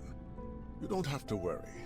As long as you remain here, the Black Warden won't attack. A cage? Who are you? Petrius? No, my name is Aganon. I'm a political prisoner. I've been here for 1,000 years. We have a lot to talk about. Oof. Damaged note. A phylactery that's Master's great plan to reach the truth. Today there are several things I need to do for him, die wir alle nicht lesen. Wall graffiti 2. I still can't forget that the candlelight, the singing and the daily prayer readings in the temple. That place had more than just warmth. I have done some soul searching and I will not make the same mistakes again. By the gods, I'll get the chance to return to such days. Sorry I started without you. It was just all so sudden. It's alright. Are you hurt? I'm fine. Glad to see you weren't hurt either. Let's talk. Have you seen the Black Warden before? Yes. It was the Black Warden who ruined our mission. Humanides did warn us not to provoke it, but he didn't say anything about its background and he never said that it couldn't die. When we incited commotion in Styx, we drew it out too. We were careless. I can imagine. Seeing it start to crawl just now, it scared me half to death. Das stimmt. Mich auch. Wer rostet, hat gerastet. Ja, ja. I didn't want to go head to head with that thing, so as soon as the door opened, I fled here. Damn it. You made the right choice. I wouldn't want to get into a fight with it either. Wir haben es auch nicht bekämpft oder versucht. Nö. Haben wir nicht probiert. We need to be sure about where the others are. Got it. I'm ready. You and your Ephesian, you still get along well? So far, very well. I promised her I'd go to Styx to find something for her. What? Again? Don't take this the wrong way, but aren't they treating you like a servant who's at their beck and call? I believe that they are helping the city get back to normal. And they are nothing like Humanitas. It's hard to explain. Please, you just have to trust me. Very well. Your business is my business. And since you put it like that, I'll definitely help. Ich glaube, das ist tatsächlich ihr Bruder, oder? I'm so sorry about Sean. Sean? You saw him? I saw his weapon and some blood on the ground. And I saw the Black Warden. You don't mean at the entrance, do you? As soon as I set foot inside, the Black Warden ambushed me. I fled, but there was a strong smell of blood. Yeah. The weapon left nearby was definitely Sean's hammer. Damn it. That thing's gonna pay for this.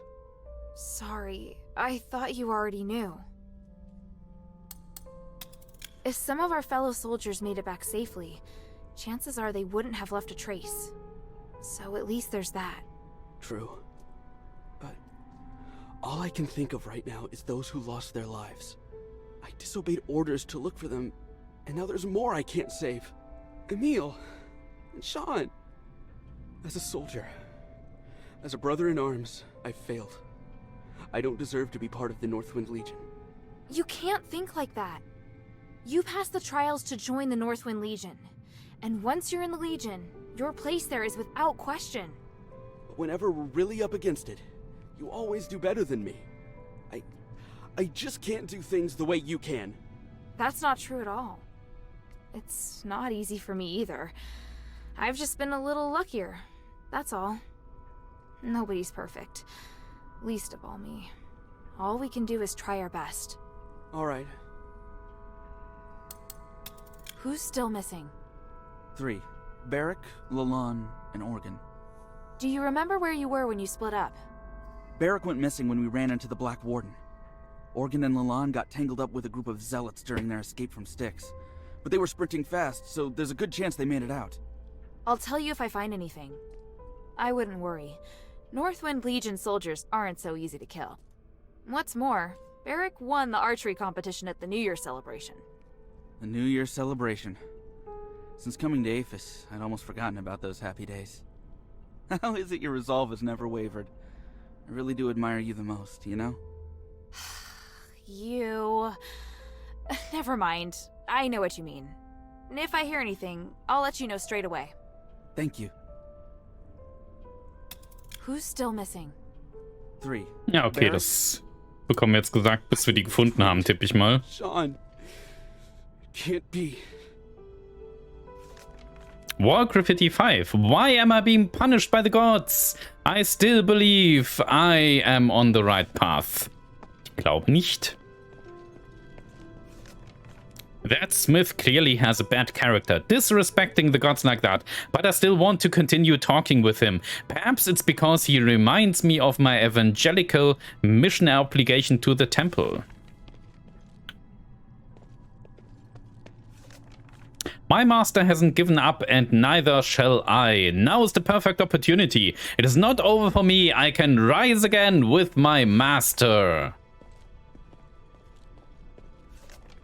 In these days, I haven't needed to sleep. I have started to understand less the reasons for my master's actions, but I still believe he's the only one who can continue to lead me forward. Stop thinking about it. I must try harder to help my master. I'm sure you have lots of questions about this place. I have plenty for you too. You say you're a political prisoner. Judging by this room, you're pretty well connected. It's not that unusual. There have been no more prisoners locked up in Styx since Petrius took control of the place. Styx has since become his personal laboratory, and any who joins his physicoi gets assigned a room. So where is Petrius now? Oh, he's been gone for several hundred years. When he left, he said that he would not be coming back. I see. You seem to know Petrius well. Do you know where the Archon relic is? Relic? Interesting. I can't imagine why you'd want to look for the relic at this point. After 1,000 years, does Aphis finally want to elect a new Archon of the clergy? I need the relic for something else. It may help with Asterigos. Oh? Who told you that? That's not important. But if I don't find it, we can't do what needs to be done next. If you want to find the relic, you need to go through the underground dungeon to Petrius's secret chamber. However, the key was destroyed a long time ago. Now, the Black Warden is the only one who has a way to get in. Why does the Black Warden have a key? It's part of the test by the gods. A test? For a prisoner, you seem to know quite a lot. I've been here for 1,000 years. It's hard not to know about these things. Your coming here is divine providence for sure. I want to help you, so if there's anything else you want to know, just ask. Styx, sind das alles Roboter? Wieso Roboter? Styx, also der Totenfluss. Also es ist ja sehr, sehr römisch, griechisch, alles angehaucht. Und Styx ist ja, kennst du doch, Michel. Domo arigato, Mr. Roboto. Ja, ja. Ach, danke für den Ohrwurm. Is there a way to finish the Black Warden once and for all? I mean, a way to stop him from resurrecting again? I believe so. Huh. It's probably in the Warden's cage. The Warden's cage? I know that many of Petrius's documents are kept in the Warden's cage. There's probably a record of the Warden's creation among them. The Black Warden was created? Why would someone do something like that? Why do you think? Petrius used him as a guardian of the prison, an utterly terrifying jailer. As well as protecting Petrius's people, he's responsible for guarding the prisoners and driving away outsiders. If I left the cell even for a moment, he'd know. And attack. But he's only active in a certain area, right? Right. He patrols the large circular corridor. So how do we get into the Warden's cage? Now, the Warden's cage is located on the 3rd floor. But getting there won't be easy. There are several secret passages, and each has its own danger. One of the secret passages is on this floor, in a doorless cell that emits a blue magical energy. Cast the aligning astral energy at the magic seal on the wall, and you'll be able to open the passage. Got it. Ist von Styx. Ah, okay, das wusste ich jetzt nicht. But I need to rest for a bit. It's been a long time since I've talked this much. Are you all right? Oh, no, no, it doesn't matter. If you want to leave, you can follow us. But once you leave Styx, you'll have to find a place to settle for yourself. We still have other missions to do. I think I can manage that. Thank you, kind child. I'll come with you to the Warden's cage. I have knowledge that might help you decipher the records regarding the Black Warden's creation. The goal is to defeat the Black Warden. I've got to let Otto know. Top 3 Wege, um Jammerpi an den Rand des Wahnsinns zu treiben. Müsstest das nicht eigentlich du beantworten? Otto, I have an idea. Aganon says that the Warden's cage on the 3rd floor may be the key to defeating the Black Warden. It looks like we're going to have to deal with the Black Warden sooner or later. Otherwise, it's going to be hard for me to focus on finding the relic, and you won't be able to find out where our comrades are. You want to kill him? If you don't want to. No, I want to do that too. We need to, right? So you agree? Wow, I thought it'd be too dangerous for you. If it was just me, it might be. But with you here, things are looking up. I don't want to let this opportunity slip by. Got it. Our target is the Warden's cage. We should stick to routine and split up. You escort Aganon, while I attract the attention of the Black Warden. Not a problem. Aganon did rescue me after all. I owe him. After that, we join forces and should be able to beat him for sure. Roger that. Oh, and you're gonna need this. I found the key to that gate nearby, but I haven't had the chance to use it. You've been a great help, my friend. Let's talk. Ja, doch nicht ihr Bruder, okay. I want to kill the Black Warden with you. At least, with all the mistakes I've made, I can still do something good. You and me? We've got this, Otto. Freue mich, dass ich einen Trend für Belohnung ausgelöst habe. Mehr Top-Listen für alle. Ja, ich habe mich inspirieren lassen, Michel. Okay, also, Top 3 Möglichkeiten, um mich in den Wahnsinn zu treiben. Ich mache jetzt noch keine Reihenfolge. Die Reihenfolge könnt ihr, glaube ich, selbst machen dann. Was gibt es?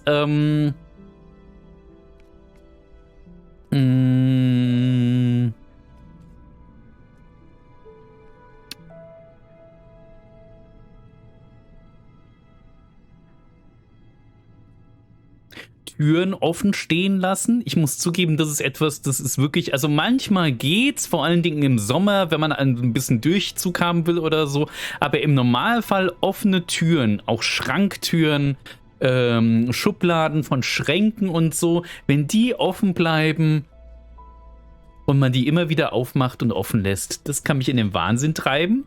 Geschichten durch Bücher erzählen in Spielen. Ja, das ist auch eine Möglichkeit, mich in den Wahnsinn zu treiben. Definitiv. Und was gibt's noch?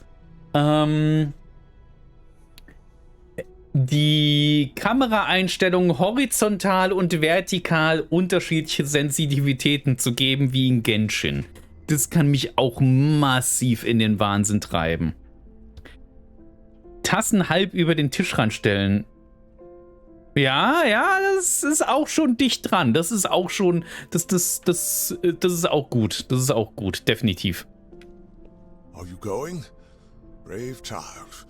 The gods of stars will watch over you. I can feel it. You were fated to come here. You carry a special power. I'm just following orders. It has nothing to do with fate. Following orders?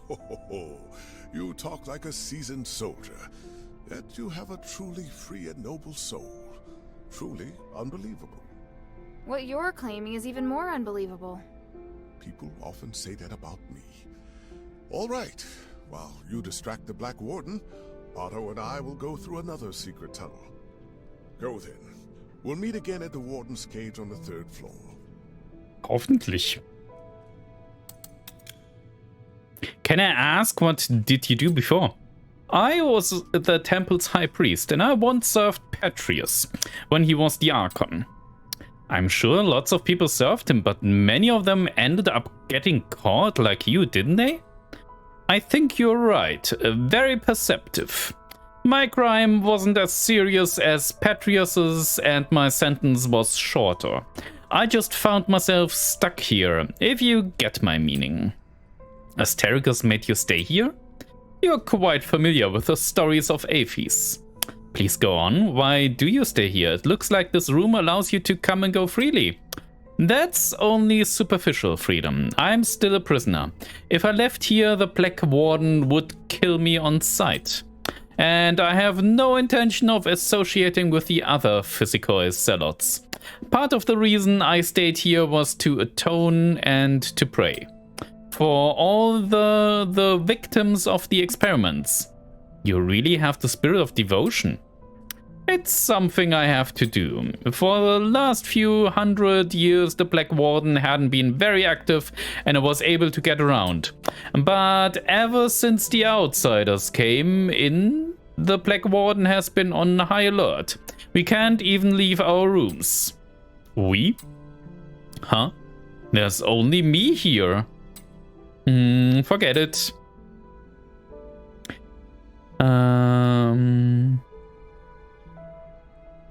Wer macht denn sowas? Naja, vielleicht nicht halb, aber so ein wenig überstehend. Macht mich wahnsinnig. Ja, kann ich vollkommen verstehen. Geht mir ähnlich. We'll meet again at the Warden's cage on the 3rd floor. So.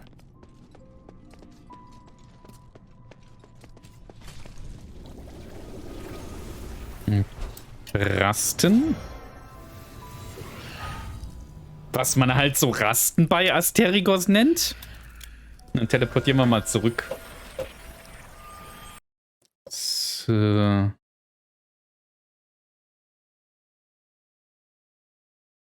Habe ich noch nicht erlebt, kann ich aber sehr gut verstehen. Ja.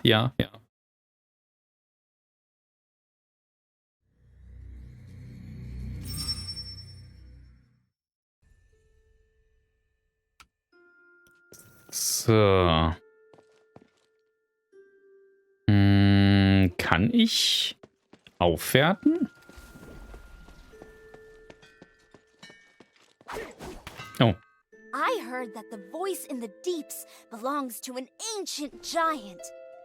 The Titan. That's the craziest monster I've ever heard of. I don't think you can call him a monster.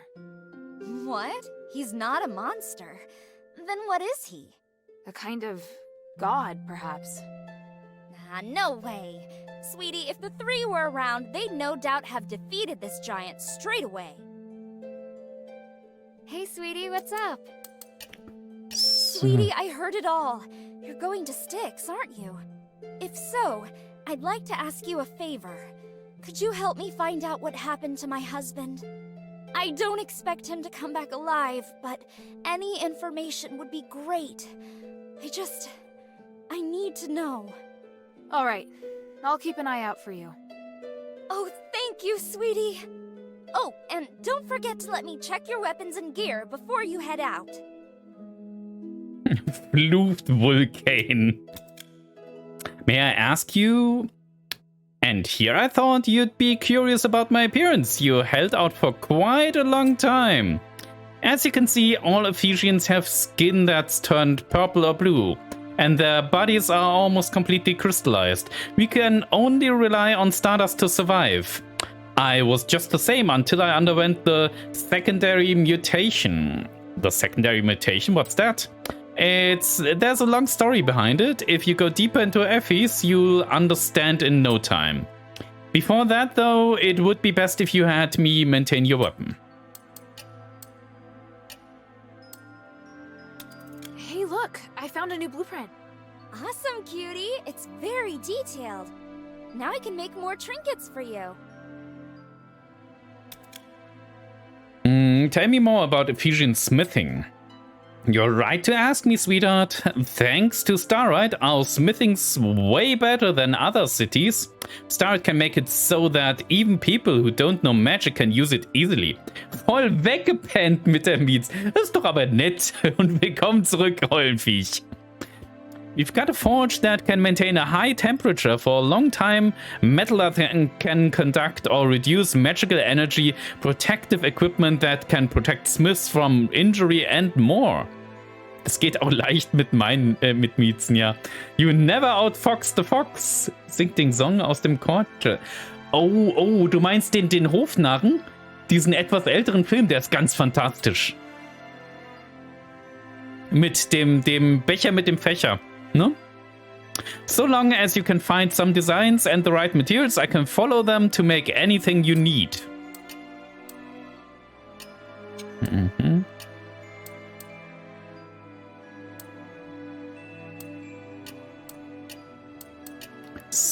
Kann ich? Nein, wir brauchen noch Orichalcum Slab. Schade. Ich glaube ganz, der Typ hat auch keinen mehr. Aber Orichalcum Ore, Orichalcum... und Quenching Solution brauchen wir auch noch. Ja, bester Film Danny Kaye und die junge Angela Lansbury als die schöne Prinzessin. Es ist so ein fantastischer Film. Der ist wirklich ganz, ganz großartig. Ich liebe diesen Film. Und der ist auch richtig gut übersetzt und synchronisiert. Also das ist ein so fantastischer Film. Ganz, ganz großartig. I look forward to your next visit, friend. So. Hey, sweetie, what's up? Gut, den Speer können wir mal aufwerten, damit er nicht ganz... Nein, können wir nicht, weil wir keine Quenching Solution mehr haben. Aber wir können mal bei Otto gucken, ob... nicht Otto, bei Shay gucken. Orichalcum Slab, muss ich mir merken. Orichalcum Slab, Orichalcum Slab. So... Ich glaube auch, dass der Typ, den wir jetzt eben gerade gefunden haben, der Physikoi ist, von dem der andere Physikoi hier in den Glittering Deeps gesprochen hat. Ich schaue den gerne mit Leuten im Double Feature zusammen mit... Oh, Braut des Prinzen ist auch so ein fantastischer Film. Ein Lieblingsfilm meiner Frau und mir. Dann hat man alle relevanten Mittelalter-Fantasy-Komödien abgehakt. Definitiv. Definitiv. Wobei ich finde, dass die von der Stimmung her total anders sind, beide. What do you want to ask? Der hat keins. Nein, das ist ja doof. Na gut, dann kaufen wir halt das hier. Schade. Ja. The mine still holds many secrets. Mist. Hier wollte ich nicht hin.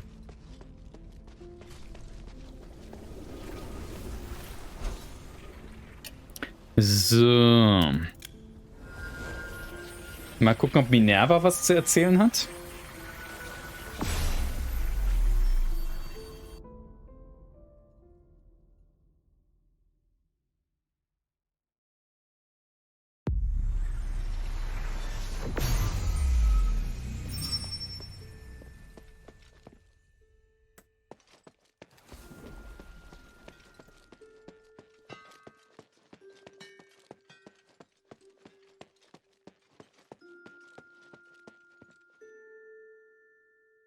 Please speak.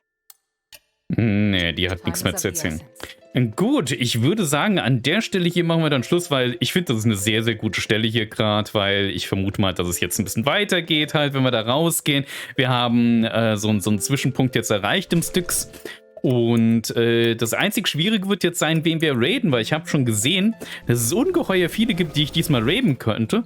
Und ich bin gerade sehr unschlüssig. Wir haben die letzten Male immer den Gently Mad Scientist geradet. Kann ich auf jeden Fall sehr, sehr empfehlen, aber ich glaube ganz, wen wir heute mal raiden. Der Chris, also Berserker TV ist auch noch online mit Elden Ring.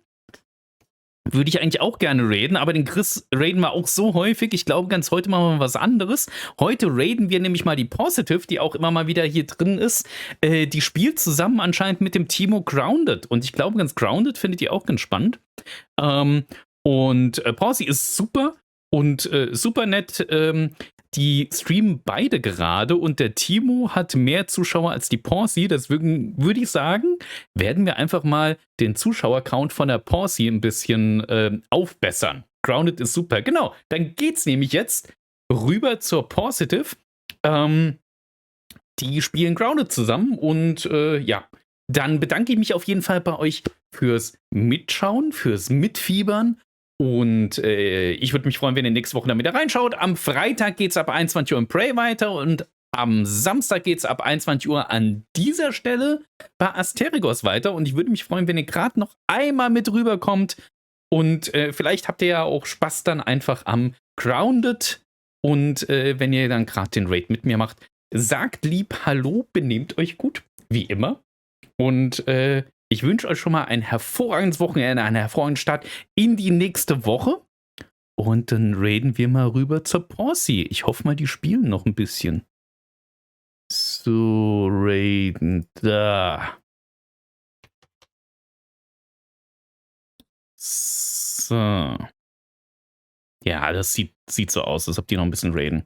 Ein bisschen spielen. Okay, gut. Also dann, wir sehen uns gleich drüben. Bis dann. Macht's gut. Ciao.